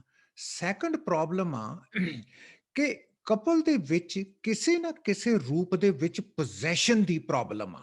ਜੀ, ਸੋ ਰਾਦਰ ਦੈਨ ਕਿਸੇ ਨੂੰ ਉਹ ਪਿਆਰ ਕਰਨ ਹਮ, ਤੇ ਉਹ ਇੱਕ ਕਿਸਮ ਦਾ ਪੋਜੈਸ ਕਰਦੇ ਆ ਵੀ ਤੂੰ ਮੇਰੀ ਆ। ਹਮ, ਤੇ ਵਾਈਫ ਕਹਿੰਦੀ ਆ ਹਸਬੈਂਡ ਨੂੰ ਤੂੰ ਮੇਰਾ। ਹਮ, ਔਰ ਇਹ ਕਿਸ ਰੂਪ ਦੇ ਵਿੱਚ ਆਂਦਾ? ਇਹ ਉਸ ਰੂਪ ਦੇ ਵਿੱਚ ਆਂਦਾ ਜਦੋਂ ਕਨਸਟੈਂਟਲੀ ਤੁਸੀਂ ਕਿਸੇ ਤੇ ਨਿਗਾਹ ਰੱਖਦੇ ਹੋ। ਅੱਛਾ ਤੁਸੀਂ ਕਿਤੇ ਹੋ, ਕਿੰਨੇ ਵਜੇ ਕੰਮ ਛੱਡਣਾ? ਮੈਂ 6 ਓਕੇ 6:15 ਤੱਕ ਤੁਸੀਂ ਕਿੱਥੇ ਹੋ? ਤੁਸੀਂ 15 ਮਿੰਟ 'ਚ ਘਰ ਆ ਜਾਂਦੇ ਹੋ। ਅੱਜ ਕਿੱਥੇ ਆ? ਉਹ ਕਹਿੰਦਾ ਮੈਂ ਟ੍ਰੈਫਿਕ 'ਚ ਸਟਕ ਆ। ਹਰ ਵਾਰੀ ਤੁਸੀਂ ਟ੍ਰੈਫਿਕ 'ਚ ਹੀ ਸਟਕ ਹੋ। That creates A kind of doubtful, ਕਿਉਂਕਿ ਜਦੋਂ ਤੁਸੀਂ ਕਿਸੇ ਨੂੰ ਪੋਜੈਸ ਕਰਦੇ ਹੋ, ਤੁਸੀਂ ਡਿਮਾਂਡ ਕਰਦੇ ਹੋ ਕਿ ਉਹ ਸਰਟਨ ਟਾਈਮ ਪੀਰੀਅਡ ਦੇ ਵਿੱਚ ਮਤਲਬ ਕਿ ਉਸ ਪਾਬੰਦੀ ਦੇ ਵਿੱਚ, ਉਸ ਲਿਮਿਟੇਸ਼ਨ ਦੇ ਵਿੱਚ ਫੰਕਸ਼ਨ ਕਰੇ। Hmm, that's what the difficulty of possession is. Possession ਦਾ ਮਤਲਬ ਆ ਕਿ ਤੁਸੀਂ ਅਗਲੇ ਨੂੰ ਇੱਕ ਬਾਕਸ ਦੇ ਵਿੱਚ ਪਾਤਾ ਕਿ ਤੁਸੀਂ ਇੱਥੇ ਫਿੱਟ ਕਰਨਾ। ਹਮ, ਹੁਣ ਹਿਊਮਨ ਬੀਇੰਗ ਉਸ ਬਾਕਸ ਦੇ ਵਿੱਚ ਫਿੱਟ ਹੀ ਨਹੀਂ ਹੋ ਸਕਦਾ। ਕੋਈ ਹਿਊਮਨ ਬੀਇੰਗ ਨਹੀਂ ਫਿੱਟ ਹੋ ਸਕਦਾ। ਜੀ, ਹੁਣ ਜਦੋਂ ਦੋਨੋਂ ਪਾਰਟਨਰ ਇੱਕ ਦੂਸਰੇ ਨੂੰ ਪੁੱਛਦੇ ਆ ਵੀ ਤੂੰ ਕੀ ਕਰਦਾ, ਕਿੱਥੇ ਆ, ਕਿਸ ਤਰ੍ਹਾਂ, ਹੁਣ ਕਿਉਂ ਨਹੀਂ ਆਇਆ, ਬਾਹਰ ਕਿਉਂ ਨਹੀਂ ਗਿਆ, ਆਹ ਕਿਉਂ ਨਹੀਂ ਕੀਤਾ, ਫਲਾਨਾ ਕਿਉਂ ਨਹੀਂ ਹੋਇਆ, ਇਹ ਸਾਰੀਆਂ ਐਜ਼ ਅ ਰਿਜ਼ਲਟ ਆਫ ਉਸ ਪੋਜੈਸ਼ਨ ਚੋਂ ਨਿਕਲਦੀਆਂ ਇਹ ਚੀਜ਼ਾਂ, ਜਿਹਦੇ ਚ ਕਿ ਉਹਨਾਂ ਨੇ ਆਪਣਾ ਪਿਆਰ ਤੇ ਟਰਸਟ ਤੇ ਫੇਥ ਨੂੰ ਡਿਫਾਈਨ ਨਹੀਂ ਕੀਤਾ। ਜੀ, ਵੀ what does it mean to have a trusting relationship with your life partner? right, ਜਦੋਂ ਹੁਣ ਕੋਈ ਅਗਰ ਫਾਰ ਐਗਜ਼ਾਮਪਲ ਕਿਸੇ ਦੀ ਵਾਈਫ ਬਾਹਰ ਚਲੇਗੀ ਔਰ ਉਹਨੇ 2 ਘੰਟੇ ਫੋਨ ਨਹੀਂ ਕੀਤਾ, ਔਰ ਫਰਜ਼ ਕਰ ਲਓ ਉਹਨੇ ਹਸਬੈਂਡ ਨੂੰ ਫੋਨ ਕੀਤਾ, ਹਸਬੈਂਡ ਨੇ ਪਿਕ ਨਹੀਂ ਕੀਤਾ ਤੇ ਉਹਨੇ 2 ਘੰਟੇ ਬਾਅਦ ਆਪਣਾ ਫੋਨ ਦੇਖਿਆ ਤੇ ਉਧਰੋਂ ਵਾਈਫ ਬਿਜ਼ੀ ਹੋ ਗਈ। ਹੁਣ 4 ਘੰਟੇ ਉਹਨਾਂ ਦੀ ਗੱਲ ਹੀ ਨਹੀਂ ਹੋਈ ਤੇ ਉਹ ਘਰ ਆ ਗਿਆ ਤੇ ਉਧਰੋਂ ਵਾਈਫ ਘਰ ਨਹੀਂ ਗਈ ਤਾਂ ਉਹਨੇ ਆਂਦੇ ਨੇ ਪੁੱਛਣਾ ਤੂੰ ਕਿੱਥੇ ਗਈ ਸੀ, ਮੈਨੂੰ ਦੱਸਿਆ ਹੀ ਨਹੀਂ ਤੈਂ। right, ਉਹ ਕਹਿੰਦੀ ਮੈਂ ਤੈਨੂੰ ਫੋਨ ਕੀਤਾ ਸੀ ਤੇ ਚੱਕਿਆ ਹੀ ਨਹੀਂ। ਹਮ, ਹੁਣ ਉਹਨਾਂ ਦੀ ਕੌਨਫਲਿਕਟ ਵੱਧ ਜਾਣੀ ਆ। right, ਕਿਉਂਕਿ ਜੇ ਅੰਡਰਲਾਈਂਗ ਇਸ਼ੂ ਇਜ਼ ਕਿ ਤੂੰ ਮੈਨੂੰ ਦੱਸ ਕੇ ਨਹੀਂ ਗਈ। ਉਹ ਕਹਿੰਦੀ ਆ ਵੀ I don't have to tell you, I was telling you, ਪਰ ਉਦੋਂ ਤੈਂ ਪਿਕ ਨਹੀਂ ਕੀਤਾ। So what's the big deal? ਉਹ ਕਹਿੰਦਾ ਬਿਗ ਡੀਲ ਹੈਗੀ, I want to know where you go. ਉਦੋਂ ਤੋਂ ਇਹ ਕੌਨਫਲਿਕਟ ਪੋਜੈਸ਼ਨ ਦੀ ਸ਼ੁਰੂ ਹੋ ਜਾਂਦੀ ਆ। ਇਹ ਬਹੁਤ ਕਾਮਨ ਆ ਆਪਣੇ ਕਲਚਰ 'ਚ। ਮੈਂ ਅੰਕਲ ਦੇਖਿਆ ਇਮੈਚੁਰਿਟੀ ਵੀ ਕਾਫੀ ਫੈਕਟਰ ਪਲੇ ਕਰਦੀ ਆ। ਜਦੋਂ ਇੱਕ ਤਾਂ ਐਕਸਪੈਕਟੇਸ਼ਨ ਹੋ ਜਾਂਦੀ ਹੈ, ਇੱਕ ਤੁਸੀਂ ਦੱਸਿਆ ਜੈਂਡਰ ਇਕੁਐਲਿਟੀ ਹੋ ਗਿਆ, ਰਾਈਟ। ਇੱਕ ਜਿਵੇਂ ਰਿਲੇਸ਼ਨਸ਼ਿਪਸ ਦੇ ਵਿੱਚ ਉਹ ਮੈਚੁਰਿਟੀ ਨਹੀਂ ਹੈਗੀ, ਜਿਵੇਂ ਤੁਸੀਂ ਕਿਹਾ ਕਿ we are not teaching our children at a younger age what how to behave. ਹਾਂਜੀ। ਸੋ ਉਹਦੇ ਨਾਲ ਸੋ ਮੈਚੁਰਿਟੀ ਦਾ ਮਤਲਬ ਕਿ ਮੈਚੁਰਿਟੀ ਉਦੋਂ ਆਉਂਦੀ ਆ ਮਨਦੀਪ ਜਦੋਂ ਅਸੀਂ ਲਰਨਿੰਗਸ ਨੂੰ ਪ੍ਰੈਕਟੀਕਲ ਰੂਪ ਦਿੰਨੇ ਆ। ਜੀ, ਤੇ ਜੇ ਮੇਰੇ ਫਾਦਰ ਦੀ ਕੋਈ ਲਰਨਿੰਗਸ ਨਹੀਂ ਗੀਆਂ ਤਾਂ ਉਹ ਹਮ, ਮੈਨੂੰ ਕੀ ਪ੍ਰੈਕਟੀਕਲ ਰੂਪ ਦੇ ਵਿੱਚ ਦੱਸੂਗਾ? ਜੀ, ਸੋ ਸਾਡੇ ਘਰਾਂ ਦੇ ਵਿੱਚ ਹੁਣ ਮੈਂ ਗਾਰੰਟੀ ਕਰਦਾ ਜੇ ਮੇਰੇ ਪੇਰੈਂਟਸ ਅਲਾਈਵ ਹੁੰਦੇ ਜੀ, so they would have never sat together on one sofa. ਨਾਲ ਨਹੀਂ ਸੀ ਉਹਨਾਂ ਨੇ ਬੈਠਣਾ। ਮੇਰੇ ਫਾਦਰ ਨੇ ਇੱਥੇ ਬੈਠਣਾ ਸੀ, ਮੇਰੀ ਮਦਰ ਨੇ ਐਕਸਟ੍ਰੀਮ ਡਿਫਰੈਂਟ ਤੇ ਜਗ੍ਹਾ ਤੇ ਬੈਠਣਾ। ਸੋ ਮੇਰੀ ਲਰਨਿੰਗ ਕੀ ਆ? ਮੇਰੀ ਲਰਨਿੰਗ ਇਹ ਆ ਕਿ ਮੈਂ ਆਪਣੀ ਵਾਈਫ ਨਾਲ ਨਹੀਂ ਬੈਠੂੰਗਾ ਕਿਉਂਕਿ ਦੈਟਸ ਦੀ ਲਰਨਿੰਗ ਮਾਈ ਆ। yeah, ਹੁਣ ਜਦੋਂ ਆਪਾਂ ਕੈਨੇਡਾ ਦੇ ਵਿੱਚ ਇਹ ਚੀਜ਼ਾਂ ਨੂੰ ਦੇਖਦੇ ਆ ਉਦੋਂ ਬੜਾ ਅਨਕੰਫਰਟੇਬਲ ਫੀਲ ਹੁੰਦਾ ਕਿਉਂਕਿ ਸਾਡੀ ਜਿਹੜੀ ਮਾਈਂਡ ਸੈਟ ਆ, ਅਸੀਂ ਆਪਣੇ ਪੇਰੈਂਟਸ ਨੂੰ ਇਕੱਠੇ ਬੈਠਾ ਦੇਖਿਆ ਹੀ ਨਹੀਂਗਾ ਇੱਕ ਸੋਫੇ ਤੇ। ਜੀ, ਨਾ ਹੀ ਅਸੀਂ ਆਪਣੇ ਫਾਦਰ ਮਦਰ ਨੂੰ ਹੈਂਡ ਹੋਲਡਿੰਗ ਕਰਦੇ ਦੇਖਿਆ, ਨਾ ਹੀ ਅਸੀਂ ਆਪਣੇ ਫਾਦਰ ਮਦਰ ਨੂੰ ਕੋਈ ਵਿਜ਼ੂਅਲ ਤੇ ਵਰਬਲ ਲਵ ਐਕਸਪ੍ਰੈਸ ਕਰਦੇ ਦੇਖਿਆ। ਕੋਈ ਫਾਦਰ ਕਹਿੰਦਾ ਹੀ ਨਹੀਂ ਆਪਣੀ ਵਾਈਫ ਨੂੰ, ਆਪਣੇ ਆਪਣੇ ਮਦਰ ਨੂੰ, ਮਤਲਬ ਕਿ ਆਪਣੇ ਜਿਹੜੇ ਪੇਰੈਂਟਸ ਆ ਉਹਨਾਂ ਨੇ ਇੱਕ ਦੂਜੇ ਨੂੰ ਕਿਹਾ ਹੀ ਨਹੀਂ ਆਈ ਲਵ ਯੂ। ਆਪਾਂ ਨੇ ਸੁਣਿਆ ਨਹੀਂ ਕੰਨਾਂ ਨਾਲ, ਕਿਉਂਕਿ ਇਹ ਤਾਂ ਇੱਕ ਕਿਸਮ ਦਾ ਅਨ ਅਨ ਇਹ ਤਾਂ ਐਕਸੈਪਟੇਬਲ ਹੀ ਆ ਵੀ ਅਸੀਂ ਪਿਆਰ ਕਰਦੇ ਹਾਂ ਕਿਉਂਕਿ ਸਾਡਾ ਵਿਆਹ ਹੋ ਗਿਆ, ਸਾਨੂੰ ਕਹਿਣ ਦੀ ਕੀ ਲੋੜ ਆ। Yeah. ਇਸ ਕਲਚਰ ਦੇ ਵਿੱਚ ਜਦੋਂ ਕੈਨੇਡਾ ਦੇ ਵਿੱਚ ਆਪਾਂ ਆ ਜਾਂਦੇ ਹਾਂ, ਉਦੋਂ ਇਹ ਵਰਬਲ ਵੀ ਹੋਣਾ ਚਾਹੀਦਾ, ਐਕਸਪ੍ਰੈਸਿਵ ਵੀ ਹੋਣਾ ਚਾਹੀਦਾ। ਹੁਣ ਜੇ ਤੁਸੀਂ ਆਪਣੀ ਵਾਈਫ ਨੂੰ ਫੁੱਲ ਨਹੀਂ ਭੇਜਦੇ ਬਰਥਡੇ ਤੇ ਉਹਨੂੰ ਤਾਂ ਵਿਚਾਰੀ ਨੂੰ ਅਜੀਬ ਲੱਗਣਾ ਹੀ ਆ। ਉਹ ਕਹੂਗੀ ਸਾਰਿਆਂ ਦੇ ਫੁੱਲ ਆਉਂਦੇ ਆ ਤੇ ਮੈਨੂੰ ਕਿਉਂ ਨਹੀਂ ਭੇਜ ਰਹੀ ਹੈ? Y are you not selling? ਕਹਿੰਦੇ ਤੁਸੀਂ ਫਲਾਵਰਸ ਤੇ ਪੈਸੇ ਕਿਉਂ ਖਰਚੇ? ਐਗਜ਼ੈਕਟਲੀ। ਸੋ ਇਹ ਜਿਹੜੀ ਮਤਲਬ ਕਿ ਜਿਹੜੀ ਮਾਈਂਡਸੈਟ ਮੈਚਿਓਰਿਟੀ ਦੀ ਆ, ਉਹ ਆਪਣਾ ਕਲਚਰ ਟੀਚ ਨਹੀਂ ਕਰਦਾ। ਆਪਣਾ culture respectful interaction between a boy and a girl ਉਹ ਟੀਚ ਨਹੀਂ ਕਰਦਾ। ਉਧਰੋਂ ਕੁੜੀਆਂ ਨੂੰ ਕਹੀ ਜਾਣਗੇ ਮੁੰਡਿਆਂ ਨਾਲ ਗੱਲਾਂ ਨਹੀਂ ਕਰਨੀਆਂ, ਇਧਰੋਂ ਮੁੰਡਿਆਂ ਨੂੰ ਕਹੀ ਜਾਣਗੇ ਕੁੜੀਆਂ ਨਾਲ ਗੱਲਾਂ ਨਹੀਂ ਕਰਨੀਆਂ, ਆਪਣੀ ਐਜੂਕੇਸ਼ਨ ਤੇ ਧਿਆਨ ਦਿਓ। ਬਾਅਦ ਚ ਜਦੋਂ ਤੁਸੀਂ ਆਪਣੀਆਂ ਡਿਗਰੀਆਂ ਕਰ ਲਈਆਂ ਉਦੋਂ ਬਾਅਦ ਫਿਰ ਤੁਸੀਂ ਸ਼ੁਰੂ ਕਰਿਓ ਡੇਟਿੰਗ ਕਰਨੀ, ਰਾਈਟ? ਤੇ ਉਹ ਜਦੋਂ ਮਤਲਬ ਕਿ ਕੈਨੇਡਾ ਦਾ ਸਿਸਟਮ ਹੁਣ ਅਨਫੋਰਚੂਨੇਟਲੀ ਐਸਾ ਕਿ ਜਦੋਂ ਤੱਕ ਤੁਸੀਂ ਐਜੂਕੇਸ਼ਨ ਕਰਦੇ ਹੋ ਉਦੋਂ ਤੱਕ ਤੁਹਾਡੀਆਂ ਉਹ ਇੰਟਰੈਕਸ਼ਨਸ ਖਤਮ ਹੋ ਜਾਂਦੀਆਂ। ਫਿਰ ਤਾਂ ਇੱਕੋ ਹੀ ਰਹਿ ਜਾਂਦਾ shaadi.com, ਫਿਰ ਤਾਂ ਉੱਥੇ ਹੀ ਤੁਸੀਂ ਲੱਭੋਗੇ ਇੱਕ ਦੂਜੇ ਨੂੰ। Right. And that is becoming a problem issue as well. Right, absolutely. ਜਿਹੜਾ ਇੱਕ couple the you know boy and a couple comes together, right? ਉਹਨਾਂ ਦਾ ਆਪਣੀ problems ਤਾਂ ਹੁੰਦੀਆਂ ਹੀ ਆ। ਹਰ ਇੱਕ relationship ਦੇ ਵਿੱਚ time ਲੱਗਦਾ ਇੱਕ ਦੂਜੇ ਨੂੰ ਜਾਣਨ ਦੇ ਲਈ, ਇੱਕ ਦੂਜੇ ਨੂੰ ਸਮਝਣੇ ਦੇ ਲਈ। But ਮੈਂ ਦੇਖਿਆ ਆਪਣੇ culture ਦੇ ਵਿੱਚ outside influences ਵੀ ਬਹੁਤ ਹੁੰਦਾ ਆ, ਔਰ ਇਹ ਚੀਜ਼ ਨੂੰ ਆਪਾਂ ਇਕੱਲੇ ਬੰਦਿਆਂ ਨੂੰ ਨਹੀਂ ਕਹਿ ਸਕਦੇ। I think women ਵੀ ਕਿਤੇ ਨਾ ਕਿਤੇ ਗਲਤ ਨੇ, where people are not able to balance that, you know, ਆਪਣੀ ਇੱਕ ਥਾਂ ਤੇ ਆਪਣੀ ਰਿਲੇਸ਼ਨਸ਼ਿਪ ਆ, ਇੱਕ ਪਾਸੇ ਆਪਣੇ ਘਰ ਦੇ ਆ, ਆਪਣੇ ਰਿਸ਼ਤੇਦਾਰ ਆ, ਉਹਨਾਂ ਨੂੰ ਆਪਾਂ ਬੈਲੈਂਸ ਕਿਵੇਂ ਰੱਖਣਾ ਆ। ਕਈ ਵਾਰੀ ਹੁੰਦਾ ਆ, you know, people start to feel insecure in their relationship, whether it's a mother-in-law, whether it's a sister-in-law. ਇਸ ਚੀਜ਼ ਤੇ ਤੁਸੀਂ ਕੀ ਕਹੋਗੇ, ਇਹ ਕਿਉਂ ਆ? ਓਕੇ, ਸੋ ਪਹਿਲਾਂ ਤਾਂ ਮਨਦੀਪ ਇੱਕ ਆਪਾਂ ਮਿਥ ਨੂੰ ਥੋੜਾ ਜਿਹਾ ਕਲੀਅਰ ਕਰ ਦਈਏ ਜੀ। ਤੁਸੀਂ ਹੁਣੇ ਕਿਹਾ ਵੀ ਹਰ ਇੱਕ ਦੂਸਰੇ ਨੂੰ ਅੰਡਰਸਟੈਂਡ ਕਰਨ ਤੇ ਟਾਈਮ ਲੱਗਦਾ, ਇਹ ਟਰੂ ਨਹੀਂਗਾ ਜੀ। ਇਹਦੇ ਚ ਇੱਕੋ ਹੀ ਚੀਜ਼ ਰਿਸਰਚ ਚੋਂ ਸਾਹਮਣੇ ਆਈ ਆ, either you are in touch with somebody's inner soul or you are not, end of story. ਕੋਈ ਟਾਈਮ ਨਹੀਂ ਲੱਗਦਾ। ਸੋ ਜਾਂ ਤਾਂ ਤੁਸੀਂ ਦੋਨੋਂ ਜਣੇ ਕੰਪੈਟੀਬਲ ਹੋ ਜਾਂ ਤੁਸੀਂ ਦੋਨੋਂ ਜਣੇ ਕੰਪੈਟੀਬਲ ਨਹੀਂ ਗਏ, ਐਂਡ ਆਫ ਸਟੋਰੀ। ਇਹ ਨਹੀਂ ਹੋ ਸਕਦਾ ਕਿ ਜੇ ਤੁਸੀਂ ਇਨਕੰਪੈਟੀਬਲ ਹੋ ਤਾਂ with time you will become compatible. ਇਹ ਆਈ ਨਹੀਂ ਹੁੰਦਾ। ਹਾਂਜੀ, ਆਈ ਨਹੀਂ ਹੁੰਦਾ। ਸੋ ਜਿਹੜੀ ਇਨਕੰਪੈਟੀਬਿਲਿਟੀ ਆ ਉਹ ਕਈ ਵਾਰੀ ਲਾਈਫ ਲੌਂਗ ਰਹਿੰਦੀ ਆ, ਪਰ you learn to live with it. ਜੀ। ਆਪਣੇ ਕਲਚਰ ਦੇ ਵਿੱਚ learn to live with it ਜ਼ਿਆਦੇ ਆ। ਬਹੁਤ ਦੋ ਕਪਲਸ ਬਿਲਕੁਲ ਕੰਪੈਟੀਬਲ ਨਹੀਂ ਗਏ, ਉਹਨਾਂ ਦੀ ਬਿਲਕੁਲ ਸੋਚ ਨਹੀਂ ਮਿਲਦੀ, ਉਹ ਲੜੀ ਵੀ ਜਾਂਦੇ ਆ and yet they are together. So ਆਪਣੇ ਜਿਹੜਾ ਫੈਸੀਨੇਟਿੰਗ ਫੈਕਟਰ ਆ ਆਪਣੇ ਕਲਚਰ ਦਾ, ਉਹ ਇਹ ਆ ਕਿ ਆਪਣੇ ਕਲਚਰ ਦੇ ਵਿੱਚ ਕੰਪੈਟੇਬਿਲਿਟੀ ਤੇ ਕੰਮ ਹੀ ਨਹੀਂ ਹੋਇਆ।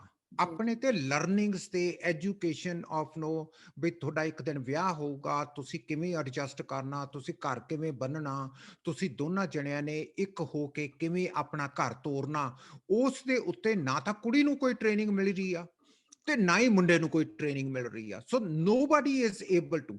ਅੱਛਾ, ਜਿਹੜੇ ਹੁਣ ਫੈਸੀਨੇਟਿੰਗ ਪਾਰਟ ਆ ਕਿ ਜਿਹੜੇ ਕਪਲਸ ਦਾ ਡਿਵੋਰਸ ਨਹੀਂ ਹੁੰਦਾ, ਰਾਈਟ, ਉਹਨਾਂ ਨੇ ਕੀ ਕੀਤਾ, they are smart enough to adjust to each other's idiosyncrasies. Right. ਹੁਣ ਜਿਵੇਂ ਫਾਰ ਐਗਜ਼ਾਮਪਲ 1950s ਦੇ ਵਿੱਚ ਇੱਕ ਰਿਸਰਚ ਸਟੱਡੀ ਅਮਰੀਕਾ 'ਚ ਆਈ ਔਰ ਉਹਨਾਂ ਨੇ ਇਹ ਪਤਾ ਕੀਤਾ ਕਿ ਬਹੁਤ ਜ਼ਿਆਦਾ ਅਮਰੀਕਾ 'ਚ 1950 'ਚ ਡਿਵੋਰਸਿਸ ਹੁੰਦੇ ਸੀ ਟੁੱਥਪੇਸਟ ਦੇ ਉੱਤੇ, ਕਿਉਂਕਿ ਜਿਹੜੇ ਆਦਮੀ ਆ ਉਹ ਟੁੱਥਪੇਸਟ ਦਾ ਢੱਕਣ ਨਹੀਂ ਸੀ ਲਗਾਉਂਦੇ। ਐਂਡ ਇਫ ਯੂ ਸੀ ਕਿ ਬਹੁਤ ਹੱਦ ਤੱਕ ਅੱਜ ਕੱਲ ਉੱਤੇ ਫਲਿਪ ਕਵਰ ਲੱਗੇ ਆ, right. And that was as a result of that research study ਕਿ ਟੁੱਥਪੇਸਟ ਕੰਪਨੀਆਂ ਨੇ ਕਿਹਾ ਬਈ ਅਸੀਂ ਇਹ ਉੱਤੇ ਉਹ ਕੈਪ ਲਗਾਉਣ ਦੀ ਬਜਾਏ ਅਸੀਂ ਫਲਿਪ ਕਵਰ ਲਗਾ ਦਿੰਨੇ ਆ ਤਾਂ ਕਿ ਡਿਵੋਰਸਿਸ ਨਾ ਹੋਣ, ਕਿਉਂਕਿ ਵਿਮਨ ਉਹਨਾਂ ਨੂੰ ਕਹਿੰਦੀਆਂ ਸੀ ਯਾਰ ਇਹ ਖੁੱਲਾ ਕਿਉਂ ਛੱਡਿਆ ਹੋਇਆ ਤਾਂ ਉਹ ਕਹਿੰਦਾ ਸੀ ਤੈਨੂੰ ਕੀ ਫਰਕ ਪੈਂਦਾ, ਜੇ ਖੁੱਲਾ ਤਾਂ ਖੁੱਲਾ ਰਹਿਣ ਦੇ, ਮੈਂ ਅਗਲੇ ਦਿਨ ਫੇਰ ਇਹਨੂੰ ਕਰ ਲੈਣਾ, ਤਾਂ Yeah. What's your problem. ਉਹ ਕਹਿੰਦੀ ਮੈਨੂੰ ਬੋਦਰ ਕਰਦਾ ਇਹ। Yeah. ਹੁਣ ਜਿਹੜੀ ਬੋਦਰੇਸ਼ਨ ਆ for women it's totally understandable, ਜੀ and botheration for men it's totally understandable. ਆਦਮੀ ਦੀ ਬੋਦਰੇਸ਼ਨ ਕਦੋਂ ਹੁੰਦੀ ਆ, ਜਦੋਂ ਉਹਦੀ ਲਾਈਫ ਪਾਰਟਨਰ women ਉਹਨੂੰ ਆ ਕੇ ਕਹਿੰਦੀ ਆ ਕਿ ਆਜੋ ਰੋਟੀ ਖਾ ਲਈਏ, ਤੇ ਉਹ ਹਾਕੀ ਜਾਂ ਫੁੱਟਬਾਲ ਦੇਖ ਰਿਹਾ, ਉਦੋਂ ਉਹਨੂੰ ਆਦਮੀ ਨੂੰ ਬੜੀ ਬੋਦਰੇਸ਼ਨ ਹੁੰਦੀ ਆ, ਬਈ ਸਟਾਪ ਬੋਦਰਿੰਗ ਮੀ। ਔਰਤ ਨੂੰ ਕਦੋਂ ਬੋਦਰੇਸ਼ਨ ਹੁੰਦੀ ਆ, ਜਦੋਂ ਆਦਮੀ ਆਪਣੀਆਂ ਜਰਾਬਾਂ ਲਾ ਕੇ ਸੁੱਟ ਦਿੰਦਾ, ਉੱਥੇ ਕੱਪੜੇ ਸੁੱਟਤੇ, ਉਧਰ ਉਹਦਾ ਫੋਨ ਪਿਆ, ਫਿਰ ਸਵੇਰੇ ਉੱਠ ਕੇ ਸ਼ੋਰ ਪਾਈ ਜਾਂਦਾ ਮੇਰਾ ਫੋਨ ਨਹੀਂ ਲੱਭ ਰਿਹਾ, ਮੇਰਾ ਫੋਨ ਨਹੀਂ ਲੱਭ ਰਿਹਾ, ਤਾਂ ਵਾਈਫ ਉਹਨੂੰ ਕਹਿੰਦੀ it's your problem, go put it at a nice place. ਹਮ ਅੱਛਾ, ਆ ਜਿਹੜੀਆਂ ਜਿਹੜੀਆਂ ਇਡੀਓਸਿੰਕ੍ਰੇਸੀਜ਼ ਆ, ਇਹਨਾਂ ਨਾਲ ਆਪਾਂ ਰਹਿਣਾ ਸਿੱਖ ਲੈਂਦੇ ਆ, ਜੀ ਲੇਕਿਨ ਇਹ ਪ੍ਰੋਬਲਮਸ ਕਈ ਵਾਰੀ ਉਮਰ ਭਰ ਸੋਲਵ ਨਹੀਂ ਹੁੰਦੀਆਂ। Okay But we know that this is how my husband is. He's gonna do this, accept it. ਉਹ ਕਹਿੰਦਾ ਇਹ ਮੇਰੀ ਵਾਈਫ ਆ, ਇਹਨੇ ਕਰਨਾ ਔਰ ਇਹ ਕਰੂਗੀ। yeah And that's what happens, right? right ਮੇਰੇ ਕੋਲ ਇੱਕ ਮੈਰਿਜ ਕਾਉਂਸਲਿੰਗ ਦਾ ਕੇਸ ਆਇਆ, ਤੇ ਉਹ ਕਹਿੰਦਾ ਜੀ ਮੈਂ ਬਹੁਤ ਪਰੇਸ਼ਾਨ ਆ। ਆਦਮੀ ਨੇ ਮੈਨੂੰ ਫੋਨ ਕੀਤਾ, ਮੈਂ ਕਿਹਾ ਕੀ ਹੋਇਆ? ਕਹਿੰਦਾ ਜੀ ਮੇਰੀ ਵਾਈਫ ਦੇ ਨਾਲ ਮੇਰੀ ਦੋਨਾਂ ਦੀ ਸਾਡੀ ਕਾਉਂਸਲਿੰਗ ਹੋਣੀ ਚਾਹੀਦੀ ਆ। ਮੈਂ ਕਿਹਾ ਤੁਹਾਡਾ ਇਸ਼ੂ ਕੀ ਆ? ਕਹਿੰਦਾ ਮੇਰੀ ਵਾਈਫ ਕਹਿੰਦੀ ਆ ਵੀ ਤੂੰ ਮੇਰੇ ਕੋਲੇ ਬੈਠ, ਜੀ ਮੈਂ ਤੈਨੂੰ ਗਰਮ ਗਰਮ ਰੋਟੀ ਬਣਾ ਕੇ ਦਿੰਨੀ ਆ ਤਵੇ ਤੋਂ ਲੈਂਦੀ। ਕਹਿੰਦਾ ਮੈਂ ਤਵੇ ਤੋਂ ਲੈਂਦੀ ਰੋਟੀ ਨਹੀਂ ਖਾਣੀ। ਜੀ ਕਹਿੰਦਾ ਸਾਨੂੰ 20 ਸਾਲ ਹੋ ਗਏ ਲੜਦੇ ਨੂੰ, ਮੈਂ ਉਹਨੂੰ ਕਹਿ ਰਿਹਾ ਮੈਨੂੰ ਠੰਡੀ ਰੋਟੀ ਚੰਗੀ ਲੱਗਦੀ ਆ, ਤੂੰ ਬਣਾ ਕੇ ਰੱਖ ਦਿਆ ਕਰ। ਉਹ ਕਹਿੰਦੀ ਨਹੀਂ, ਮੈਂ ਤਾਂ ਤੈਨੂੰ ਗਰਮ ਰੋਟੀ ਦੇਣੀ ਆ, ਕਿਉਂਕਿ ਮੇਰੀ ਮੰਮ ਨੇ ਕਿਹਾ ਸੀਗਾ ਹਸਬੈਂਡ ਨੂੰ ਗਰਮ ਰੋਟੀ ਦੇਣੀ। ਉਹਨਾਂ ਦੀ 20 ਸਾਲ ਇਹੀ ਲੜਾਈ ਹੁੰਦੀ ਰਹੀ। ਅੱਛਾ, ਜੇ ਹੁਣ ਆਪਾਂ ਪਿਓਰਲੀ ਐਜ਼ ਏ ਕਾਉਂਸਲਰ ਦੇਖੀਏ, as a neutral person, Ki wife ਗਲਤ ਆ? ਨੋ, ਵਾਈਫ ਇਜ਼ ਨਾਟ, ਨੋ। ਉਹ ਕਹਿੰਦੀ ਮਤਲਬ ਕਿ ਗਰਮ ਰੋਟੀ ਖਾਣੀ firm all aspects is a good thing. right ਅੱਛਾ, ਹੁਣ ਆਪਾਂ ਆਦਮੀ ਦੀ ਦੇਖੀਏ, ਕੀ ਆਦਮੀ ਕਹਿੰਦਾ ਵੀ ਮੈਨੂੰ ਠੰਡੀ ਰੋਟੀ ਲਾ ਦਿਓ, ਜੇ ਉਹਨੂੰ ਠੰਡੀ ਚੰਗੀ ਲੱਗਦੀ ਉਹਨੂੰ ਲਾ ਕੇ ਰੱਖ ਦਿਓ, like what's a big deal. yeah ਉਹਦਾ ਵੀ ਗੱਲ ਸਹੀ ਹੈ, ਇਧਰੋਂ ਔਰਤ ਦੀ ਵੀ ਗੱਲ ਸਹੀ ਹੈ, ਇਧਰੋਂ ਆਦਮੀ ਦੀ ਵੀ ਗੱਲ ਸਹੀ ਆ। ਜੀ ਲੇਕਿਨ ਉਹਨਾਂ ਨੂੰ ਫਿਰ ਇਹੀ ਸੁਜੈਸ਼ਨ ਕੀਤਾ ਬਈ you just know live with it. ਤੂੰ 2 ਮਿੰਟ ਉੱਥੇ ਜਦੋਂ ਰੋਟੀ ਲਾ ਕੇ ਦਿੰਦੀ ਆ, ਤੂੰ ਠੰਡੀ ਕਰ ਲਾ, ਉੱਥੇ ਪਲੇਟ 'ਚ ਰੱਖੀ ਰਹਿਣ ਦੇ, ਬਾਅਦ 'ਚ ਖਾ ਲਈ, ਕਿ what's a big deal with you. yeah ਉਹਨੇ ਫਿਰ ਉਹ ਐਡਜਸਟ ਕੀਤਾ। ਸੋ ਕਹਿਣ ਤੋਂ ਮੇਰਾ ਭਾਵ ਆ, ਜਿਹੜੀਆਂ ਇਡੀਓਸਿੰਕ੍ਰੇਸੀਜ਼ ਹੁੰਦੀਆਂ, ਕਿ ਮੈਂ ਆਪਣੀਆਂ ਕਿਤਾਬਾਂ ਆਪਣੇ ਬੈੱਡ ਸਾਈਡ ਤੇ ਰੱਖਣੀਆਂ, ਮੈਂ ਆਪਣਾ ਤੌਲੀਆ ਚੱਕ ਕੇ ਚੰਗੀ ਤਰ੍ਹਾਂ ਟੰਗਣਾ ਨਹੀਂ, ਜੀ ਜਾਂ ਮੈਂ ਆਪਣੇ ਬੂਟ ਨੂੰ ਚੱਕ ਕੇ ਉੱਥੇ ਸੁੱਟ ਦੇਣਾ, ਫਿਰ ਮੈਂ ਲੱਭੀ ਜਾਣਾ ਵੀ ਮੇਰੇ ਬੂਟ ਕਿੱਥੇ ਗਏ। ਆ ਜਿਹੜੀਆਂ ਇਹ ਕੁਝ ਆਦਮੀ ਦੀਆਂ ਇਡੀਓਸਿੰਕ੍ਰੇਸੀਜ਼ ਆ, ਕਿਉਂਕਿ ਸਾਨੂੰ ਟ੍ਰੇਨਿੰਗਸ ਨਹੀਂ ਮਿਲਦੀ। ਕੁਝ ਇਡੀਓਸਿੰਕ੍ਰੇਸੀਜ਼ ਆਪਣੀਆਂ ਕੁੜੀਆਂ ਦੀਆਂ, ਜਦੋਂ ਉਹ ਔਰਤਾਂ ਬਣਦੀਆਂ, ਉਹਨਾਂ ਨੂੰ ਕੁਝ ਚੀਜ਼ਾਂ ਦੀ ਚੰਗਾ ਨਹੀਂ ਲੱਗਦਾ, ਉਹਨਾਂ ਨੂੰ ਵੀ ਟ੍ਰੇਨਿੰਗ ਨਹੀਂ ਮਿਲਦੀ। ਜੀ ਆ ਜਿਹੜੀਆਂ ਪ੍ਰੋਬਲਮਸ ਆ, ਇਹਦੇ ਨਾਲ ਬੜੀ ਫਰਸਟ੍ਰੇਸ਼ਨ ਹੁੰਦੀ ਆ ਆਪਣੇ ਕਪਲ ਦੇ ਵਿੱਚ। ਉਹ ਰਹੀ ਤਾਂ ਜਾਂਦੇ ਆ ਇਕੱਠੇ, ਪਰ they are not a happy couple. absolutely I agree And that is the problem that we need to kind of have a discussion, ਕਿ ਤੁਸੀਂ ਉਹ idiosyncrasies ਨੂੰ why are you not changing? ਜੇ ਤੁਹਾਨੂੰ ਲੱਗਦਾ ਕਿ ਤੁਹਾਡਾ ਲਾਈਫ ਪਾਰਟਨਰ ਕਹਿੰਦਾ ਵੀ ਤੂੰ ਕੱਪੜੇ ਨਾ ਸੁੱਟਿਆ ਕਰ ਸਾਰੀ ਜਗ੍ਹਾ ਤੇ, ਆਪਣੇ ਬੈਡਰੂਮ 'ਚ ਖਲਾਰਾ ਨਾ ਪਾਓ, why can't you just hang them up? Like yeah what's the big deal? yeah ਉਹ ਤੇਰੀ ਦੁਸ਼ਮਣ ਤਾਂ ਨਹੀਂ ਗੀ ਨਾ, ਤੇਰੀ ਲਾਈਫ ਪਾਰਟਨਰ ਆ। yeah ਆਈ ਥਿੰਕ ਦੈਟ, ਕਿਉਂਕਿ ਸਾਨੂੰ ਟ੍ਰੇਨਿੰਗ ਨਹੀਂ ਮਿਲੀ ਐਕਸੈਪਟੈਂਸ ਦੀ, ਇਸ ਕਰਕੇ ਅਸੀਂ ਉਸ ਚੀਜ਼ ਦਾ ਇਸ਼ੂ ਬਣਾ ਕੇ ਲੜੀ ਜਾਂਦੇ ਆ। I think that needs to be understood, ਕਿ ਜਿਹੜੀ ਕੰਪੈਟੇਬਿਲਿਟੀ ਆ, ਜੀ ਉਹ ਇਮੀਡੀਏਟ ਹੋ ਜਾਂਦੀ ਹੈ ਜਾਂ ਨਹੀਂ ਹੁੰਦੀ। And of story. ਜੀ ਅੱਛਾ, ਇੱਕ ਪਾਰਟ ਇਹਦਾ ਇਹ ਸੀ ਮਨਦੀਪ। ਸੈਕੰਡ ਪਾਰਟ ਇਹਦਾ ਕੀ ਆ? ਸੈਕੰਡ ਪਾਰਟ ਇਹ ਆ ਕਿ ਜਿਹੜੀਆਂ ਰਿਸਰਚ ਆ ਪੂਰੀ ਦੁਨੀਆ 'ਚ ਹੋਈਆਂ ਔਨ ਹਾਂਜੀ ਮੈਰਿਜ, ਉਹ ਰਿਸਰਚ ਇਹ ਕਹਿੰਦੀ ਆ ਵੀ there are couple where the women is given the authority to make certain decisions. okay ਉਹ ਮੈਰਿजेस ਚੱਲਣਗੀਆਂ। ਫਿਰ ਕੁਝ ਐਸੀਆਂ ਮੈਰਿजेस ਆ ਜਿਹਦੇ 'ਚ husband has been given the authority to make certain decisions, ਉਹ ਮੈਰਿਜ ਚੱਲਣਗੀਆਂ। ਜਿੱਥੇ ਰੋਲ ਕਲੈਰੀਫਿਕੇਸ਼ਨ ਨਹੀਂ ਹੁੰਦੀ ਵੀ ਕਿਹਨੇ ਡਿਸੀਜਨ ਕਰਨਾ, ਔਰ ਉੱਥੇ ਕਨਫਲਿਕਟ ਪੈਦਾ ਹੁੰਦੀ ਆ, ਉਹ ਉੱਥੇ ਡਿਵੋਰਸ ਹੁੰਦਾ ਜੀ। ਸੋ ਇਹਦਾ ਮਤਲਬ ਆ ਕਿ ਆਪਣੇ ਅੱਜ ਦੇ ਸੈਸ਼ਨ 'ਚੋਂ ਇਹ ਦੇਖ ਸਕਦੇ ਆ ਕਪਲਸ ਕਿ ਕੀ ਅਸੀਂ ਸਰਟਨ ਡਿਸੀਜਨ ਮੇਕਿੰਗ ਤੇ ਕਲੈਰਿਟੀ ਕੀਤੀ ਆ। ਫਾਰ ਐਗਜ਼ਾਮਪਲ, ਬੱਚਿਆਂ ਨੂੰ ਕਿਹਨੇ parenting ਕਰਨੀ ਆ? Mhm. Is that mom's job? Is that dad's job? Mhm. Keep primary responsibility of educating on values, on certain level of teaching, ji mom di responsibility है कि dad di responsibility है? Is that clear to the child? जी Is that clear in the family between husband and wife? Finances ਕਿਹਨੇ manage ਕਰਨੇ ਆ? ਕਿਉਂਕਿ ਤੁਸੀਂ ਜਦੋਂ ਆਪਣੀ ਇੰਟਰੋਡਕਸ਼ਨ ਦਿੱਤੀ ਸੀ ਉਦੋਂ ਫਾਈਨੈਂਸਿਸ ਦਾ ਵੀ ਆਇਆ ਸੀ। Who is going to make that decision? Wife ਕਰੂਗੀ Actually, ਕਿ Uncle, ਹਸਬੈਂਡ ਕਰੂ? yeah, अपने Indian community ਦੇ ਵਿੱਚ I mean I think any relationship finances ਬਹੁਤ touchy subject ਹੈ। ਇਹਦੇ ਬਾਰੇ ਲੋਕ ਗੱਲ ਨਹੀਂ ਕਰਦੇ, ਇਹਦੇ ਕਰਕੇ ਕਿੰਨੀਆਂ marriages break ਹੁੰਦੀਆਂ because there's these barriers, you know, unwritten rules ਜਿਹੜੇ ਹੈਗੇ ਕਿ but they're important. Why should you not talk about these things, especially when you have kids involved or you're walking into a second marriage or you're just moving in with somebody, you know, ਤੁਸੀਂ ਕਿੰਨੇ ਦੇਖਦੇ ਆ situations ਕੋਈ families ਦੇ ਵਿੱਚ marriage ਦੇ ਵਿੱਚ finances ਬਹੁਤ ਵੱਡਾ issue ਆ ਇੱਕ। ਬਿਲਕੁਲ ਐਬਸੋਲੂਟਲੀ। ਸੋ ਇਹ ਜਿਹੜੀਆਂ ਸਾਰੀਆਂ ਡਿਸੀਜਨ ਮੇਕਿੰਗ ਜਿੱਥੇ ਆਉਂਦੀ ਆ, ਜਿੱਥੇ ਤੁਹਾਡੀ ਲਾਈਫ ਨੂੰ ਇੰਪੈਕਟ ਹੋਣਾ, ਸੋ ਫਾਈਨੈਂਸਿਸ ਦਾ ਬੜਾ ਵੱਡਾ ਇੰਪੈਕਟ ਆ ਮੈਰਿਜ ਦੇ ਉੱਤੇ। Absolutely. ਪੇਰੈਂਟਿੰਗ ਦਾ ਅਗਰ ਬੱਚੇ ਆ ਤੁਹਾਡੇ, ਬਹੁਤ ਵੱਡਾ ਇੰਪੈਕਟ ਆ ਫੈਮਿਲੀ ਤੇ। ਸੋ ਕੱਲ ਨੂੰ ਜੇ ਬੱਚਾ ਵਿਗੜ ਗਿਆ ਤਾਂ ਤੁਹਾਡਾ ਹਸਬੈਂਡ ਵਾਈਫ ਦਾ ਜੀਣਾ ਹਰਾਮ ਹੋ ਜੂ।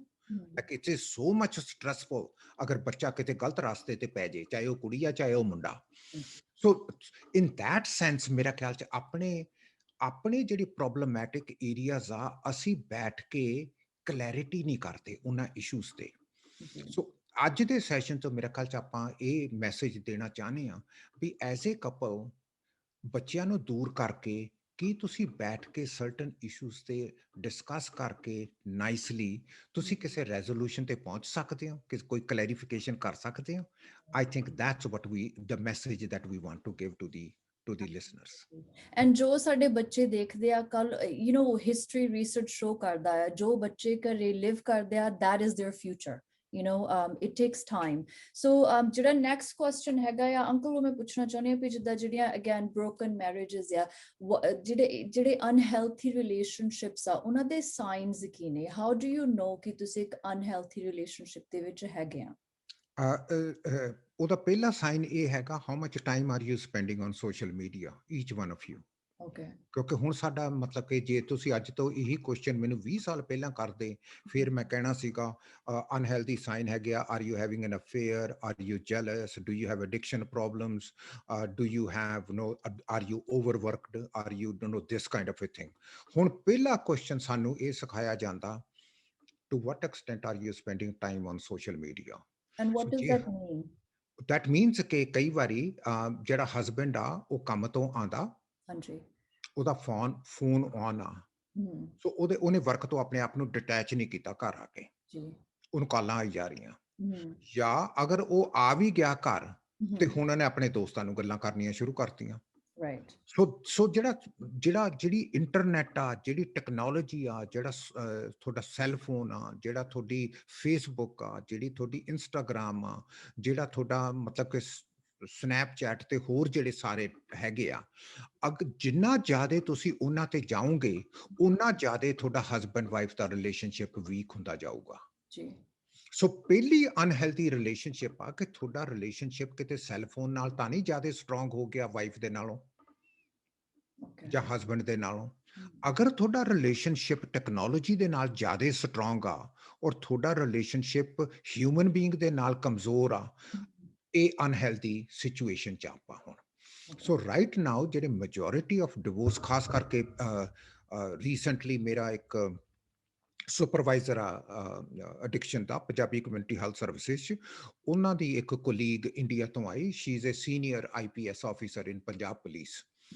ਉਹਦੇ ਨਾਲ ਗੱਲਬਾਤ ਕਰਕੇ ਤੇ ਉਹ ਕਹਿੰਦੀ ਵੀ ਪੰਜਾਬ ਦੇ ਵਿੱਚ 25% ਡਿਵੋਰਸਿਸ ਜਿਹੜੇ ਹੋ ਰਹੇ ਆ ਪੰਜਾਬ 'ਚ, ਉਹ ਟੈਕਨੋਲੋਜੀ ਦੀ ਵਜ੍ਹਾ ਨਾਲ ਹੋ ਰਹੇ ਆ। ਕਿਉਂਕਿ ਵਾਈਫ ਵੀ ਸੈੱਲਫੋਨ ਤੇ ਲੱਗੀ ਹੋਈ ਆ, ਹਸਬੈਂਡ ਵੀ ਸੈੱਲਫੋਨ ਤੇ ਲੱਗਿਆ ਹੋਇਆ। ਪੰਜਾਬ ਦੇ ਵਿੱਚ ਇਹ ਬੜਾ ਕਾਮਨ ਆ ਕਿ ਮੁੰਡਿਆਂ ਕੋਲੇ 3 ਸੈੱਲਫੋਨ ਆ, ਇੱਕ ਵਰਕ ਦਾ, ਇੱਕ ਉਹਨਾਂ ਦਾ ਪਰਸਨਲ ਆ, ਇੱਕ ਕੁਝ ਹੋਰ ਰੱਖਿਆ ਹੋਇਆ ਉਹਨਾਂ ਨੇ। 3 ਸੈੱਲਫੋਨਸ ਆ ਉਹਨਾਂ ਕੋਲੇ। ਔਰ ਕਿਸੇ ਦਾ ਪਾਸਵਰਡ, ਉਹ ਕਹਿੰਦੀ ਮੈਨੂੰ ਪਾਸਵਰਡ ਤੇ, ਉਹ ਕਹਿੰਦਾ ਨਹੀਂ ਦਿੰਦਾ। ਉਹ ਕਹਿੰਦੀ ਚੰਗਾ ਫਿਰ ਮੈਂ ਵੀ ਤੈਨੂੰ ਆਪਣਾ ਨਹੀਂ ਦਿੰਦੀ। These kind of conflicts are becoming so common in Punjab, it's unbelievable. ਇਹੀ ਪ੍ਰੋਬਲਮਸ ਇੱਥੇ ਵੀ ਆ। ਤੁਸੀਂ ਇੱਥੇ ਅਗਰ ਆਪਾਂ ਇੱਕ ਸਰਵੇ ਕਰੀਏ ਔਰ ਜਿਹੜੇ ਇੱਥੋਂ ਦੀ ਸੈਕੰਡ ਜਨਰੇਸ਼ਨ ਆਪਣੇ ਬੱਚੇ ਵੱਡੇ ਹੋ ਰਹੇ ਆ ਉਹਨਾਂ ਨੂੰ ਪੁੱਛੀਏ, would you be willing to give your password to your life partner? ਉਹ ਕਹੂਗਾ no, this is my private thing. But why? Why again? It wasn't a part of my list. But I mean, why? If you have nothing to hide, then why? If somebody wants to see my phone, I'm like, okay, take it.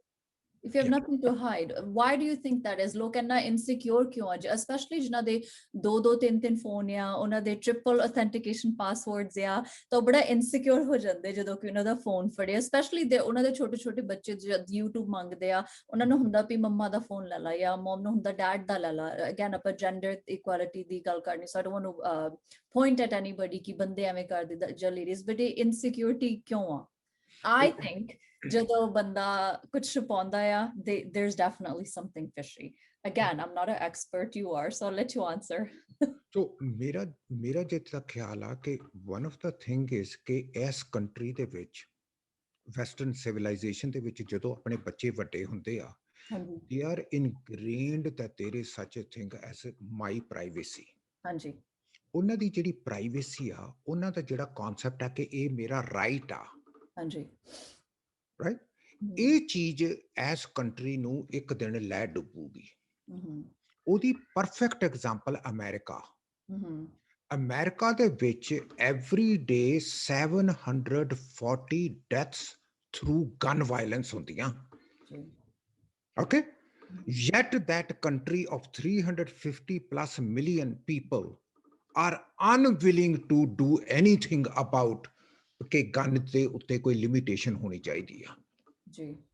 Okay, ਸੋ ਇਹਦਾ ਮਤਲਬ ਉਹਨਾਂ ਦਾ ਜਿਹੜਾ right to possess, right to bear arms ਆ, ਉਹਨਾਂ ਦੀ second amendment ਆ।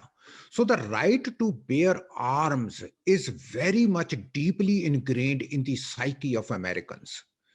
ਆਪਣੇ ਬੱਚਿਆਂ ਦੀ ਜਿਹੜੀ ਸੈਕੰਡ ਜਨਰੇਸ਼ਨ ਆ, ਉਹਨਾਂ ਦੇ ਰਾਈਟ ਟੂ ਇਹ ਮੇਰੀ private cell phone is my private, it's an extension of my self, ਮੇਰੇ ਸੈਲਫ ਦੀ ਇਹ ਐਕਸਟੈਂਸ਼ਨ ਆ, therefore I'm not gonna give you the password.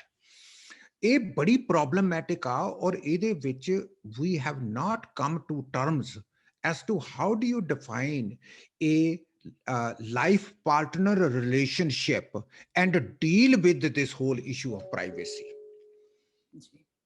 ਇਹ ਪਹਿਲਾਂ ਕਦੇ ਨਹੀਂ ਆਇਆ ਆਪਣੀ ਸੁਸਾਇਟੀ ਦੇ ਵਿੱਚ ਜਿੰਨਾ ਕਿ ਇਹ ਹੁਣ ਪ੍ਰੋਬਲਮੈਟਿਕ ਆ। ਔਰ ਇੱਕ ਜਿਹੜੀ ਪ੍ਰੀ ਮੈਰਿਟਲ ਕਾਉਂਸਲਿੰਗ ਆ, ਉਹਦੇ ਵਿੱਚ ਇਹ ਵੀ ਕਨਸੈਪਟ ਆਂਦਾ ਵੀ will you be willing to share your password with each other? ਹੁਣ ਜਦੋਂ ਕੋਈ ਮੈਂ ਮਤਲਬ ਕਿ ਕਰਦਾ ਪ੍ਰੀ ਮੈਰਿਟਲ ਕਾਉਂਸਲਿੰਗ, ਉਹਦੇ ਚ ਪਹਿਲਾ ਕੁਐਸਚਨ ਕਪਲ ਨੂੰ ਮੈਂ ਇਹ ਕਰਦਾ ਕਿ are you willing to share, and they are shocked. ਉਹ ਕਹਿੰਦੀ ਨਹੀਂ, ਉਹ ਕਹਿੰਦਾ ਹਾਂ, ਉਹ ਕਹਿੰਦੀ ਆ ਨਹੀਂ ਜਾਂ ਯੈਸ, ਉਹ ਕਹਿੰਦਾ ਨਹੀਂ ਜਾਂ ਯੈਸ, ਜਾਂ ਦੋਨੋਂ ਕਹਿੰਦੇ ਆ ਨੋ, ਜਾਂ ਦੋਨੋਂ ਕਹਿੰਦੇ ਆ yes. very rarely do I find ਕਿ couples ਕਹਿੰਦੇ ਆ yes we will share our passwords, very rarely। ਇਹਦਾ ਮਤਲਬ ਜੇ ਮੈਂ 100 ਕਾਉਂਸਲਿੰਗਾਂ ਕਰਦਾ ਤਾਂ ਇੱਕ ਬੱਚਾ ਕਹਿੰਦਾ ਹੋਊਗਾ, ਇੱਕ ਕਪਲ ਕਹਿੰਦਾ ਹੋਊਗਾ। It's fascinating to see। ਇਹ ਪ੍ਰੋਬਲਮ ਆ ਇੱਕ ਅਨਹੈਲਦੀ ਰਿਲੇਸ਼ਨਸ਼ਿਪ ਦੀ ਕਿ ਤੁਹਾਡਾ ਟਰਸਟ ਕਿੱਥੇ ਆ। ਸੋ ਜਿਹੜਾ ਤੁਸੀਂ ਪਹਿਲਾਂ ਕਰਤਾ ਸੀਗਾ ਕਿ ਅਗਰ ਤੁਸੀਂ ਕੁਝ ਹਾਈਡ ਨਹੀਂ ਕਰਦੇ ਤਾਂ ਫਿਰ ਪ੍ਰੋਬਲਮ ਕੀ ਆ? ਓਕੇ, ਉਹਨਾਂ ਦਾ ਆਨਸਰ ਇਹ ਹੈਗਾ, ਜਦੋਂ ਮੈਂ ਪੁੱਛਦਾ ਉਹਨਾਂ ਦਾ ਆਨਸਰ ਇਹ ਹੈਗਾ ਕਿ it is my privacy, you just need to trust. Showing having my password will not increase your trust. Either you have it or you don't have it. Okay, ਉਹ argument ਇਹ ਦਿੰਦੇ ਆ, it's my thing, you don't intrude in it, you don't intrude in it। ਦੂਸਰੀ side ਦਾ argument ਹੁੰਦਾ ਉਹ exactly ਜਿਹੜਾ ਤੁਸੀਂ raise ਕੀਤਾ ਸੀ ਵੀ if you have nothing to hide, why are you so panic stricken, why are you so worried about it? ਸੋ ਆ ਜਿਹੜੀ ਜੇ ਹੁਣ ਪਹਿਲੀ ਮੈਰਿਜ ਦੇ ਪ੍ਰੀ ਮੈਰਿਟਲ ਕਾਉਂਸਲਿੰਗ ਦੇ ਵਿੱਚ ਹੀ ਤੁਹਾਡਾ ਇੰਨਾ ਜ਼ਿਆਦਾ ਕੌਨਫਲਿਕਟ ਹੋ ਗਿਆ ਇਸ ਇਸ਼ੂ ਤੇ ਫਿਰ ਤਾਂ ਉਹ ਮੈਰਿਜ ਵਰਕਰ ਕਰਨੀ ਨਹੀਂ, ਫਿਰ ਤਾਂ ਤੁਹਾਡੀ ਲੈਕ ਆਫ ਕੰਪੈਟੇਬਿਲਿਟੀ ਹੋਗੀ, ਰਾਈਟ ਬਈ। ਤੇ ਇਹਨੂੰ ਤੁਸੀਂ ਡੀਲ ਕਿਵੇਂ ਕਰੋਗੇ? ਕਰ ਹੀ ਨਹੀਂ ਸਕਣਾ। And that is the problematic areas that we have not been able to talk in our community at all. really quickly ਇੱਕ ਹੋਰ ਚੀਜ਼ ਤੇ ਮੈਂ ਟੱਚ ਕਰਨਾ ਐਜ਼ ਅ ਐਕਸਪਰਟ ਜਦੋਂ ਤੁਹਾਡੇ ਕੋਲ ਕਪਲਸ ਆਉਂਦੇ ਆ ਜਿਵੇਂ ਤੁਸੀਂ ਕਿਹਾ ਜੇ 100 ਕਪਲ ਚੋਂ ਤੇ ਇੱਕ ਕਪਲ ਅਗਰੀ ਕਰਦਾ ਆ as a professional as a expert ਤੁਹਾਡੀ ਸੋਚ ਕੀ ਆ ਜਦੋਂ ਇੱਕ ਕਪਲ ਚ ਏਦਾਂ ਡਿਸਐਗਰੀਮੈਂਟ ਹੁੰਦਾ ਇਹ ਕਿਉਂ ਆ like what does research have to say about that? Is it really a trust issue? Is it really the freedom of speech and it's my privacy and right? Like ਤੁਸੀਂ ਫਿਰ ਤੁਹਾਡੀ expertise ਉਦੋਂ ਕੀ ਕਹਿੰਦੀ ਆ ਉਹ ਉਹਨਾਂ ਦਾ ਜਿਹੜਾ ਇਹ ਡੋਮੀਨੈਂਟ ਵਰਲਡ ਵਿਊ ਆ ਜੀ ਕਿ ਮੇਰਾ ਹੱਕ ਆ, ਇਹ ਜਿਹੜਾ ਮੇਰਾ ਸੈੱਲਫੋਨ ਆ ਇਹ ਮੇਰਾ, ਜੀ ਉਹਨਾਂ ਦੀ ਓਨਰਸ਼ਿਪ ਆ ਜਾਂਦੀ ਆ ਉਸ ਸੈੱਲਫੋਨ ਤੇ। ਜੀ so they are not saying ਕਿ ਮੇਰੀ ਮੈਰਿਜ ਜ਼ਿਆਦਾ ਇੰਪੋਰਟੈਂਟ ਆ ਮੇਰੀ ਪ੍ਰਾਈਵੇਸੀ ਸੈੱਲਫੋਨ ਦੇ ਨਾਲੋਂ। ਉਹਨਾਂ ਦਾ ਜਿਹੜਾ ਡੋਮੀਨੈਂਟ ਪਾਰਟ ਆ, ਉਹਨਾਂ ਦੀ ਜਿਹੜੀ ਸਾਈਕੀ ਦਾ, ਉਹ ਇਹ ਪ੍ਰੋਜੈਕਟ ਕਰਦਾ ਕਿ ਇਹ ਮੇਰਾ ਹੱਕ ਆ, so this has nothing to do with you. ਜੀ why are you bothering, why are you invading my personal space. ਉਸੇ ਤਰ੍ਹਾਂ ਹੀ ਜਿਸ ਤਰ੍ਹਾਂ ਜਦੋਂ ਮਦਰ ਆਪਣੇ ਛੋਟੇ ਬੱਚੇ ਨੂੰ ਜਾਂ 10 ਸਾਲ ਦੇ ਬੱਚੇ ਨੂੰ ਕਹਿੰਦੀ ਆ ਕਿ ਨੌਕ ਕਰਕੇ ਆਮ ਕਮਿੰਗ ਇਨ, ਉਹ ਕਹਿੰਦੀ no you can't just come in, this is my room. ਉਹ ਕਹਿੰਦੀ since when does it become your room? I'm paying the mortgage of the house. What do you mean it's your room? See? Right? Yeah. And don't ever say this, it's your room. Yeah. I have the right as a mother to come in anytime I want in your room. Okay, so don't tell me this. Right? Acha, oh bacha kehda, no, you don't have the right to come in. This is my room. It's my privacy. You knock on the door before you come in. ਆ ਜਿਹੜੀਆਂ conflicts ਆ, ਇਹ western civilisation ਦੀਆਂ create ਕੀਤੀਆਂ ਹੋਈਆਂ problems ਆ, ਔਰ ਇਹਨਾਂ ਨੂੰ ਇੱਕ ਦਿਨ ਇਹਦੀ ਬਹੁਤ ਇਦੋਂ ਵੀ ਵੱਡੀ ਕੀਮਤ ਚੁਕਾਣੀ ਪਊਗੀ। ਇੱਕ ਕੀਮਤ ਆਪਾਂ ਸਾਹਮਣੇ ਦੇਖ ਰਹੇ ਆ, ਜਿਹੜੀ ਪ੍ਰੋਟੈਸਟ ਹੋ ਰਹੇ ਆ ਕਿ ਅਸੀਂ ਮਾਸਕ ਹੀ ਨਹੀਂ ਲਾਣਾ। ਯੂ ਕੈਂਟ ਟੈਲ ਮੀ, ਜੇ ਮੈਂ ਮਰੂੰਗਾ ਤਾਂ ਮੈਂ ਮਰੂੰਗਾ। You don't tell me how to wear a mask. ਆਪਾਂ ਕਹਿੰਦੇ ਆ ਵੀ you don't wear it for yourself, you are wearing it so I don't get sick. Right, yeah. ਉਹ ਕਹਿੰਦੇ no, I don't care. You don't tell me. You cannot tell me to wear a mask. ਆ ਜਿਹੜੀ ਇਹਨਾਂ ਦੀਆਂ ਇਹ problems ਆ ਨਾ, ਇਹ ਫੰਡਾਮੈਂਟਲ ਇਦੋਂ ਵੀ ਸਵੀਅਰ ਹੋਣ ਵਾਲੀਆਂ, and they are going to have a huge conflict in their civilization because of this nonsense. ਕਿਉਂਕਿ ਇਹਦੇ ਚ ਸਾਂਝੀਵਾਲਤਾ ਤਾਂ ਰਹੀ ਨਹੀਂ ਗਈ, ਕਲੈਕਟਿਵਿਜ਼ਮ ਤਾਂ, ਕਮਿਊਨਿਟੀ ਦਾ ਵੈਲਫੇਅਰ ਤਾਂ ਰਹੀ ਨਹੀਂ ਗਿਆ। I think that's where we have to start working with our children. That yes, you have certain rights, but they all have limitations. A right tera override ho jaਊਗਾ on the collective good. As a mother, as a father, I have the right to come into your room because I have experiential learning that how to raise a child. And ਜਦੋਂ ਤੂੰ ਬੇਟੇ mother ਜਾਂ father ਬਣਿਆ, then you would also need to go into your child's room. You can't say, okay, I don't care. No, you have to care if you want to raise a decent child. And ਆ ਜਿਹੜੀ conflict ਆ Mandeep, I think ਇਸ civilization ਨੇ ਇਹ address ਨਹੀਂ ਕੀਤੀ। Okay, so my next question hai how does one know it's time to walk away when you're in a broken marriage, todi unhealthy marriage ya bahut kuch ho raha ya, sometimes apa decide nahi kar paunde, when do we need to push ourselves and say okay, this is enough now for my sanity, for the sanity of my children or my family, I need to walk away? Okay, ਜਦੋਂ ਤੁਸੀਂ ਇਸ ਚੀਜ਼ ਤੋਂ ਡਰਦੇ ਹੋ ਕਿ ਜੇ ਮੈਂ ਬੋਲੀ ਜਾਂ ਬੋਲਿਆ ਤਾਂ ਘਰ 'ਚ ਲੜਾਈ ਹੋ ਜੂਗੀ ਤੇ ਤੁਸੀਂ ਚੁੱਪ ਕਰਨਾ ਸ਼ੁਰੂ ਕਰ ਦੋ, that's the time when you need to walk away.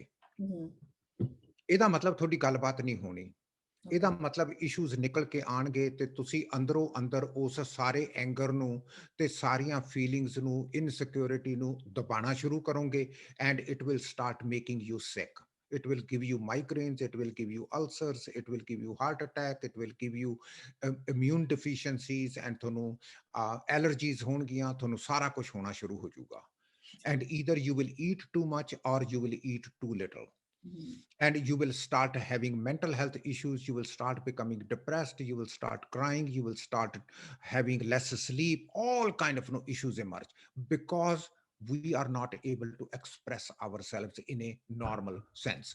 ਤੇ ਅਸੀਂ ਕੀ ਕਰਦੇ ਹਾਂ ਕਿ ਅਸੀਂ ਸਾਡਾ ਮਾਈਂਡ ਇਹ ਕਹਿੰਦਾ ਵੀ ਜੇ ਮੈਂ ਆਪਣੇ ਪਾਰਟਨਰ ਨੂੰ ਪੁੱਛਿਆ ਵੀ ਤੂੰ ਰਾਤ ਨੂੰ 2 ਵਜੇ ਕਿਉਂ ਆਇਆ, ਸਾਡੇ ਘਰ 'ਚ ਫਿਰ 2 ਵਜੇ ਕਲੇਸ਼ ਹੋ ਜਾਊਗਾ ਤੇ ਮੈਂ ਚੁੱਪ ਕਰ ਜਾਂਦੀ ਹਾਂ ਵੀ ਇਹਨੇ ਤਾਂ ਕਰਨਾ ਹੀ ਆ। So now you are separating yourself from that individual, ਪਰ ਪ੍ਰੋਬਲਮ ਤਾਂ ਸੋਲਵ ਨਹੀਂ ਹੋ ਰਹੀ।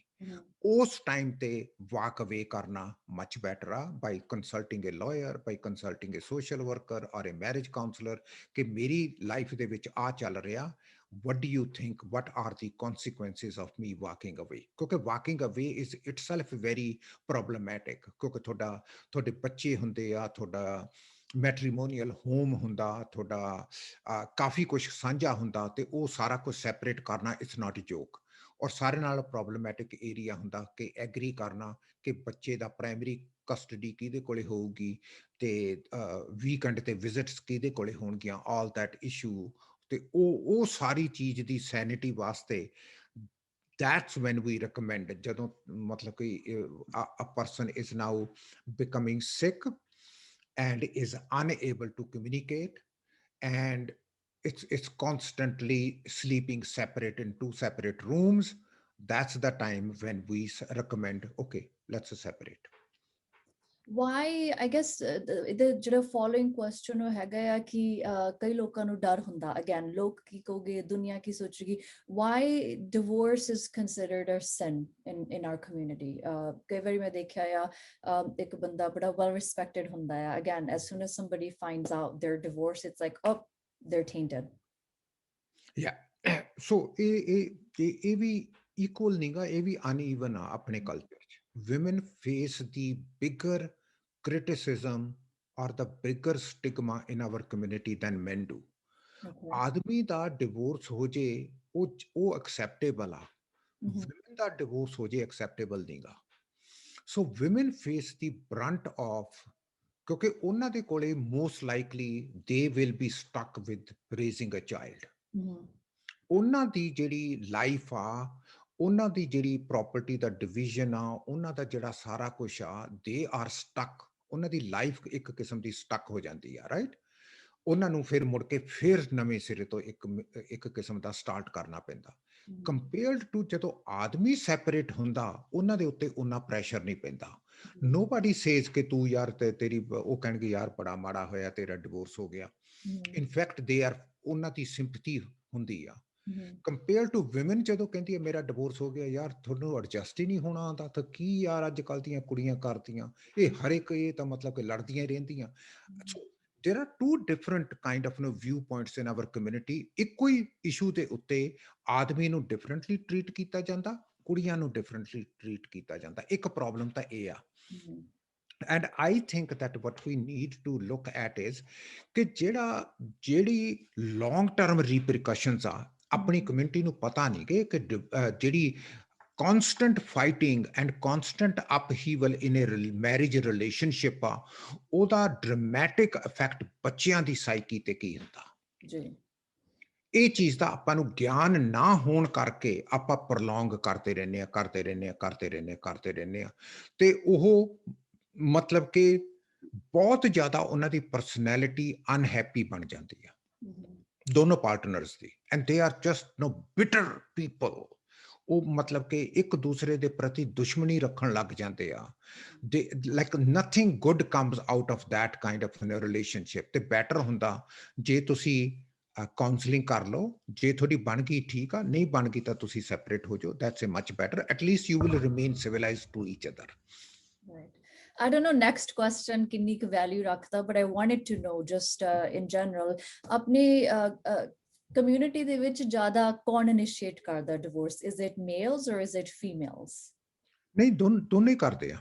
both of them equally I think initiate the divorce proceeding. Sometimes it's the woman, she's fed up with whatever the issues are, and sometimes it's a man who is fed up with this. So matlab ke equally it becomes, so ਜਿਹੜੀ preservation of marriage ਆ, ਇਹ ਦੋਨਾਂ ਦੀ equal ਆ। ਦੋਨੋਂ ਜਣੇ ਹੀ ਆਪਣੀ marriage ਨੂੰ ਬਚਾਉਣਾ ਚਾਹੁੰਦਾ, ਆਦਮੀ ਵੀ ਬਚਾਉਣਾ ਚਾਹੁੰਦਾ ਔਰ ਜਨਾਨੀ ਵੀ ਬਚਾਉਣਾ ਚਾਹੁੰਦੀ ਆ। ਹੁਣ ਡਿਫੀਕਲਟੀ ਕਿੱਥੇ ਆ? ਡਿਫੀਕਲਟੀ ਇਹ ਆ ਕਿ ਜਦੋਂ ਅਸੀਂ ਐਜ਼ ਏ ਮੈਰਿਜ ਕਾਉਂਸਲਰ ਪੁੱਛਦੇ ਹਾਂ ਵੀ ਤੁਸੀਂ ਇਸ ਵਿਆਹੁਤਾ ਜੀਵਨ 'ਚ ਰਹਿਣਾ ਕਿਉਂ ਚਾਹੁੰਦੇ ਹੋ, ਤਾਂ ਦੋਨਾਂ ਦਾ ਇਹੀ ਜਵਾਬ ਹੁੰਦਾ ਫਾਰ ਦਾ ਸੇਕ ਆਫ ਚਿਲਡਰਨ। ਤੇ ਜਦੋਂ ਉਹਨਾਂ ਨੂੰ ਨੈਕਸਟ ਕੁਐਸਚਨ ਪੁੱਛੀਦਾ ਵੀ ਜੇ ਤੁਹਾਡੇ ਬੱਚੇ ਨਾ ਹੁੰਦੇ, ਤਾਂ ਕਹਿੰਦੀ ਹੁਣ ਨੂੰ ਤਾਂ ਕਦੇ ਤਾਂ ਛੱਡਿਆ ਹੁੰਦਾ। ਸੋ ਇਹਦਾ ਮਤਲਬ ਦੀ ਓਨਲੀ ਗਲੂਇੰਗ ਪੁਆਇੰਟ ਜਿਹੜਾ ਇਸ ਮੈਰਿਜ ਨੂੰ ਇਕੱਠਾ ਕਰਕੇ ਰੱਖ ਰਿਹਾ ਉਹ ਹੈਗਾ ਬੱਚੇ। ਤੇ ਜੇ ਬੱਚਿਆਂ ਨੂੰ ਤੁਸੀਂ ਪੁੱਛੋ ਕਿ ਬਈ ਵੁੱਡ ਯੂ ਵਾਂਟ, ਜਦੋਂ ਖਾਸ ਕਰਕੇ ਟੀਨੇਜਰਸ ਹੋ ਜਾਂਦੇ ਆ ਬੱਚੇ, ਉਹਨਾਂ ਨੂੰ ਕਹੋ ਬਈ what do you think, do you think that your mom and dad should be separated because they fight constantly? They said they should have been separated long time ago. I don't know why they are together. So I guess the follow-up question, if we had, now that you talked about it, why do men and women stay in broken marriages? ਜਿੱਦਾਂ ਤੁਸੀਂ ਦੇਖ ਬਹੁਤ ਸੁਣਿਆ ਹੋਣਾ, ਮੈਂ ਵੀ ਬਹੁਤ ਸੁਣਿਆ ਹੈ, ਬੜਾ ਕਾਮਨ ਹੈ ਕਿ ਹਸਬੈਂਡ ਵਾਈਫ ਅਲੱਗ-ਅਲੱਗ ਰੂਮ 'ਚ ਸੌਂਦੇ ਆ, ਇੰਨੀ ਬ੍ਰੋਕਨ ਮੈਰਿਜ ਆ, ਇੱਕ ਦੂਜੇ ਨਾਲ ਕਮਿਊਨੀਕੇਟ ਨਹੀਂ ਕਰ ਸਕਦੇ, ਯੈਟ ਉਹ ਬੱਚਿਆਂ ਦੀ ਖਾਤਰ, that's like the number 1 thing you hear, ਅਸੀਂ ਬੱਚਿਆਂ ਦੀ ਖਾਤਰ ਇਕੱਠੇ ਆ, but I think in the long term ਤੁਸੀਂ ਬੱਚਿਆਂ ਨੂੰ ਜ਼ਿਆਦਾ ਡੈਮੇਜ ਕਰਦੇ ਆ, ਬਟ ਇਹ ਕਿਉਂ ਆ? ਇਹ ਇਸ ਕਰਕੇ ਆ, I think that we are unable to make this decision ਕਿ ਸਾਨੂੰ ਸਾਡੀ ਜਿਹੜੀ ਲਾਈਫ ਦੀ ਹੈਪੀਨੈਸ ਆ, ਅਸੀਂ ਆਪਣੀ ਲਾਈਫ ਦੀ ਹੈਪੀਨੈਸ ਡਿਫਾਈਨ ਨਹੀਂ ਕੀਤੀ। ਸਾਨੂੰ ਲੱਗਦਾ ਕਿ ਜੇ ਅਸੀਂ ਡਿਵੋਰਸ ਕਰਤਾ, ਆਦਮੀ ਨੂੰ ਵੀ ਲੱਗਦਾ ਤੇ ਜਨਾਨੀ ਨੂੰ ਵੀ ਲੱਗਦਾ ਵੀ ਜੇ ਅਸੀਂ ਡਿਵੋਰਸ ਕਰਤਾ ਫਿਰ ਅਸੀਂ ਕੀ ਕਰਾਂਗੇ। ਹੁਣ ਤਾਂ ਸਾਨੂੰ ਪਤਾ, ਤੇ ਉਹ ਨਾ ਨੈਗੇਟਿਵ ਸੋਚਣਾ ਸ਼ੁਰੂ ਕਰਦੇ ਆ। ਇੱਕ ਨੈਗੇਟਿਵ ਸੋਚ ਇਹ ਆ, ਯਾਰ ਕੀ ਪਤਾ ਕਿ ਜੇ ਮੈਂ ਨਵਾਂ ਵਿਆਹ ਕਰਾ ਲਿਆ ਤਾਂ ਉਧਰੋਂ ਕੁੜੀ ਕਹਿੰਦੀ ਆ ਵੀ ਜੇ ਮੈਂ ਨਵਾਂ ਵਿਆਹ ਕਰਾ ਲਿਆ ਤਾਂ ਮੈਨੂੰ ਕੀ ਪਤਾ ਵੀ ਉਹ ਜਿਹੜਾ ਬੰਦਾ ਹੋਊਗਾ ਉਹ ਚੰਗਾ ਹੋਊਗਾ ਜਾਂ ਉਹ ਜਿਹੜੀ ਔਰਤ ਹੋਊਗੀ ਉਹ ਚੰਗੀ ਹੋਊਗੀ। ਸੋ ਅੱਛਾ, ਇੱਕ ਤਾਂ ਇਹ ਨੈਗੇਟਿਵ ਸੋਚ ਸਾਡੇ ਕਲਚਰ 'ਚ ਇਹ ਬਹੁਤ ਆ। ਅਸੀਂ ਜਦੋਂ ਵੀ ਕੁਝ ਸੋਚਣਾ ਅਸੀਂ ਨੈਗੇਟਿਵ ਪਹਿਲਾਂ ਮੂਹਰੇ ਲੈ ਆਉਣਾ। ਓਕੇ, ਇਹ ਨਹੀਂ ਕਹਿੰਦੇ ਬਈ ਯਾਰ ਐਸ ਜ਼ਿੰਦਗੀ ਨਾਲੋਂ let me give it a try, let me ਮਤਲਬ ਕਿ ਫਾਈਂਡ ਅ ਪਾਰਟਨਰ, ਹੋ ਸਕਦਾ ਮੈਨੂੰ ਚੰਗਾ ਵੀ ਮਿਲ ਜੇ, ਹੋ ਸਕਦਾ ਮੈਨੂੰ ਨਾ ਚੰਗਾ ਮਿਲੇ ਤਾਂ ਫਿਰ ਮੈਂ ਨਹੀਂ ਕਰਾਉਂਗਾ, ਰਾਈਟ। ਲੇਕਿਨ ਆਪਾਂ ਨਾ ਜਿਹੜਾ ਉਹ ਨੈਗੇਟਿਵ ਪਾਰਟ ਆ ਉਹ ਇੰਨਾ ਜ਼ਿਆਦਾ ਡੋਮੀਨੇਟਿੰਗ ਆ ਆਪਣੇ ਕਲਚਰ ਦੇ ਵਿੱਚ ਕਿ ਜਦੋਂ ਵੀ ਇਹ ਗੱਲ ਹੁੰਦੀ ਆ ਵੀ ਕਪਲਸ ਨੂੰ ਪੁੱਛੋ ਤੁਸੀਂ ਵੀ ਤੁਸੀਂ ਸੈਪਰੇਟ ਕਿਉਂ ਨਹੀਂ ਹੋ ਜਾਂਦੇ, ਤੁਸੀਂ ਸੌਂਦੇ ਤਾਂ ਸੈਪਰੇਟ ਹੋ ਕਮਰਿਆਂ 'ਚ, ਬੱਚੇ ਟੀਨੇਜਰਸ ਆ, ਕੀ ਉਹਨਾਂ ਨੂੰ ਪਤਾ ਨਹੀਂ ਲੱਗਦਾ ਕਿ mum and dad are not sleeping together, that there is something seriously wrong in their relationship. ਤੇ ਜੇ ਉਹ ਵੱਡੇ ਹੋ ਕੇ ਉਹਨਾਂ ਨੇ ਇਹ ਡਿਸਾਈਡ ਕਰ ਲਿਆ ਵੀ if this is what marriage is, I better not get married, ਮੈਂ ਕਿਹਾ ਫਿਰ ਤੁਸੀਂ ਕਿਵੇਂ ਫੀਲ ਕਰੋਗੇ। ਆ ਜਿਹੜਾ ਪਾਰਟ ਆ ਨਾ ਆਪਣਾ, ਇਹ ਬਹੁਤ ਪਾਵਰਫੁਲ ਆ, ਐਂਡ ਆਈ ਥਿੰਕ ਦੈਟ ਇਹਦੇ ਵਿੱਚ ਇੱਕ ਤਾਂ ਕਲਚਰਲ ਹੁੰਦਾ ਵੀ ਅਸੀਂ ਖੁਦ ਨੈਗੇਟਿਵ ਆ, ਅਸੀਂ ਇਹ ਡਿਸੀਜਨ ਨਹੀਂ ਕਰ ਪਾ ਰਹੇ, ਸਾਨੂੰ ਇਹ ਲੱਗਦਾ ਕਿ ਨੈਕਸਟ ਜਿਹੜਾ ਰਿਲੇਸ਼ਨਸ਼ਿਪ ਆ ਉਹ ਵੀ ਇੰਨਾ ਹੀ ਮਾੜਾ ਹੋਊਗਾ। ਇੱਕ ਇਹ ਆ। ਸੈਕੰਡ ਚੀਜ਼ ਆ ਕਿ ਅਸੀਂ ਜ਼ਿੰਦਗੀ ਨੂੰ ਰੀਡਿਫਾਈਨ ਨਹੀਂ ਕਰਦੇ। ਅਸੀਂ ਜਿਸ ਹਿਸਾਬ ਨਾਲ ਵਿਆਹ ਕਰਾਇਆ ਸੀ ਅਸੀਂ ਉਸੇ ਹਿਸਾਬ ਨਾਲ ਹੀ ਆਪਣੀ ਜ਼ਿੰਦਗੀ ਨੂੰ ਰੱਖਿਆ, ਜਦੋਂ ਕਿ ਉਮਰ ਦੇ ਹਿਸਾਬ ਨਾਲ ਔਰ ਸਰਕਮਸਟੈਂਸਿਸ ਦੇ ਹਿਸਾਬ ਨਾਲ ਸਾਡੇ ਜਿਹੜੇ ਗੋਲਸ ਆ, ਆਬਜੈਕਟਿਵਸ ਆ, ਸਾਡੀ ਜ਼ਿੰਦਗੀ ਦਾ ਮਿਸ਼ਨ ਆ, ਸਾਡੀਆਂ ਵੈਲਿਊਜ਼ ਆ, ਇਹ ਰੀਡਿਫਾਈਨ ਹੋਣੀਆਂ ਚਾਹੀਦੀਆਂ। ਹੁਣ ਮੈਂ 70 ਸਾਲ ਦੀ ਉਮਰ ਦੇ ਵਿੱਚ ਮੇਰਾ ਗੋਲ ਹੋਰ ਆ, ਜਦੋਂ ਮੈਂ 22 ਸਾਲ ਦਾ ਸੀ ਮੇਰਾ ਗੋਲ ਹੋਰ ਸੀ। So I consistently shifted, but you will find a lot of people in our community, ਉਹਨਾਂ ਨੇ ਇਹ ਗੋਲ ਨਹੀਂ ਡਿਫਾਈਨ ਕੀਤੇ। ਸੋ ਜੇ ਤੁਸੀਂ ਕਿਸੇ ਨੂੰ ਵੀ ਪੁੱਛੋ ਕਿ what is your purpose of life, ਕੀ ਆ ਤੇਰੀ purpose of life ਕੀ ਆ, I don't think they will be able to define। ਜਾਂ ਤੁਹਾਡੀਆਂ ਜਿਉਣ ਦੀਆਂ ਵੈਲਿਊਜ਼ ਕੀ ਆ, ਤੁਹਾਡੇ ਪਰਿਵਾਰ ਦੇ ਵੈਲਿਊਜ਼ ਕੀ ਆ, ਕਿਸ ਤਰੀਕੇ ਨਾਲ ਤੁਹਾਡਾ ਪਰਿਵਾਰ ਜਿਉਣਾ ਚਾਹੁੰਦਾ, they have never discussed these issues। ਸੋ ਉਸ ਕਰਕੇ ਉਹਨਾਂ ਦੀਆਂ ਇਹ ਪ੍ਰੋਬਲਮਸ ਬਹੁਤ ਜ਼ਿਆਦਾ ਆਉਂਦੀਆਂ। So they are not clear as to what the outcome is। Uncle, a topic thoda jiha, I think this is a topic for another video, but एक question मैं ਹੋਰ ਤੁਹਾਨੂੰ ਕਰਨਾ ਚਾਹੁੰਦੀ ਸੀ, ਜਿੱਦਾਂ ਮੈਂ ਦੇਖਿਆ ਕਈ ਵਾਰੀ broken marriages ਹੁੰਦੇ ਆ, ਬਹੁਤ cases ਦੇ ਵਿੱਚ ਬੱਚੇ involved ਹੁੰਦੇ ਆ, ਤਾਂ parents ਦੀ ਜਿਹੜੀ relationship ਹੈ ਇੰਨੀ ਜ਼ਿਆਦਾ ਖਰਾਬ ਹੈ, ਇੱਕ ਦੂਜੇ ਨਾਲ communicate ਵੀ ਨਹੀਂ ਕਰ ਸਕਦੇ even after the divorce, especially when they're moving on with somebody else। How important is it ਇੱਕ couple ਦੇ ਲਈ ਕਿ ਜਿਨ੍ਹਾਂ ਦੇ ਬੱਚੇ ਆ ਕਿ ਆਫਟਰ ਦ ਫੈਕਟ ਉਹਨਾਂ ਦੀ ਰਿਲੇਸ਼ਨਸ਼ਿਪ ਕੋਰਡੀਅਲ ਐਮਿਕੇਬਲ ਇੰਨੀ ਕੁ ਠੀਕ ਰਵੇ ਕਿ ਉਹ ਹੈਲਥੀ ਕਮਿਊਨੀਕੇਟ ਕਰ ਸਕਣ and just receptiveness to okay, you know, we got married, we have beautiful children that came out of it.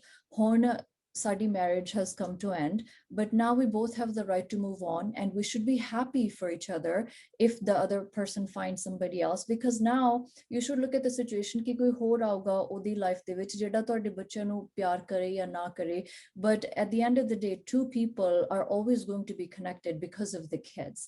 ਇਹ I think ਬਹੁਤ couples ਇਹ ਚੀਜ਼ ਨੂੰ understand ਨਹੀਂ ਕਰਦੇ ਜਿਹਦੇ ਵਿੱਚ ਬੱਚੇ ਬਹੁਤ ਜ਼ਿਆਦਾ ਡੈਮੇਜ ਹੋ ਜਾਂਦੇ ਆ. That's true. So ਉਹਦੇ ਵਿੱਚ ਮੇਰਾ ਜੇ ਤੱਕ ਖਿਆਲ ਹੈਗਾ ਕਿ what we need to kind of look at is ਕਿ ਜਿਹੜੀ let go ਆ, so you have to let go a marriage, Right. and you have to reframe your life. ਆ ਦੋ ਚੀਜ਼ਾਂ ਆਪਣੇ ਨਹੀਂ ਹੁੰਦੀਆਂ, ਆਪਣੇ let go ਨਹੀਂ ਕਰਦੇ. ਆਪਣੇ ਤਾਂ ਇਹ ਦਿਮਾਗ ਦੇ ਵਿੱਚ ਆਉਂਦਾ ਵੀ ਜੇ ਤੂੰ ਮੇਰੀ ਨਹੀਂ ਹੋਈ ਤਾਂ ਕਿਸੇ ਦੀ ਵੀ ਨਹੀਂ ਹੋਏਗੀ. and that is such a dominant, ਕਿਉਂਕਿ ਮੇਲ ਦੀ ਈਗੋ ਨੂੰ ਪ੍ਰੋਸੈਸ ਕਰਨ ਦਾ ਮੈਕੈਨਿਜ਼ਮ ਨਹੀਂਗਾ ਆਪਣੀ ਕਮਿਊਨਿਟੀ 'ਚ. ਮੇਲ ਈਗੋ ਨੂੰ ਪ੍ਰੋਸੈਸ ਕਿਵੇਂ ਕਰਨਾ, ਬਿਕਾਜ਼ ਔਰਤ is not a thing to be possessed. ਪਰ ਜਿਹੜੀਆਂ ਵੋਕੈਬਲਰੀ ਆ ਕਿ ਜੇ ਤੂੰ ਮੇਰੀ ਨਹੀਂ ਹੋਈ ਕਿਸੇ ਦੀ ਵੀ ਨਹੀਂ ਹੋਏਗੀ, ਆਈ ਥਿੰਕ ਦੈਟਸ ਵੈਰੀ ਡੈਮੇਜਿੰਗ. ਔਰ ਸਾਡੇ ਕਿਸੇ ਵੀ ਥਿੰਕਰ ਨੇ ਇਹਦੇ ਤੇ ਕੋਈ ਰਿਸਰਚ ਤੇ ਕੋਈ ਆਰਟੀਕਲਸ ਨਹੀਂ ਲਿਖਿਆ ਕਿ ਆਦਮੀ ਦੀ ਇਹ ਥਿੰਕਿੰਗ ਕਿੰਨੀ ਟੌਕਸਿਕ ਆ ਕਿ ਤੁਸੀਂ ਔਰਤ ਨੂੰ ਇੱਕ ਚੀਜ਼ ਬਣਾ ਕੇ ਰੱਖਤਾ ਔਰ ਉਸ ਨੂੰ ਕੰਟੀਨਿਊਅਸਲੀ ਤੁਸੀਂ ਉਸ ਪੋਜੈਸਿਵ ਨਿਗਾਹ ਨਾਲ ਹੀ ਦੇਖਦੇ ਰਹੇ ਹੋ. ਤੇ ਉਹ ਚਾਹੇ ਤੁਹਾਡੇ ਨਾਲ ਹੁਣ ਡਿਵੋਰਸ ਵੀ ਹੋ ਗਿਆ, still you are worried about ਕਿ ਉਹ ਕਿਹਦੇ ਨਾਲ ਜਾਂਦੀ ਆ, ਉਹਦਾ ਹੁਣ ਫਰਦਰ ਰਿਲੇਸ਼ਨਸ਼ਿਪ ਕਿਵੇਂ ਆ, ਉਹਨੇ ਆਪਣੀ ਲਾਈਫ ਕਿਵੇਂ ਕੀਤੀ, ਉਹ ਕੀ ਕਰਦੀ ਆ, and you are fascinated by that. ਔਰ ਤੁਸੀਂ ਆਪਣੇ ਆਪ ਨੂੰ ਉਹਦੇ ਚੋਂ ਕੱਢ ਨਹੀਂ ਪਾ ਰਹੇ. ਕਿਉਂ? ਕਿਉਂਕਿ ਤੁਹਾਡਾ ਮਾਈਂਡ ਸੈਟ ਪੋਜੈਸਿਵ ਤੇ ਆ ਵੀ ਇਹ ਮੇਰੀ ਆ.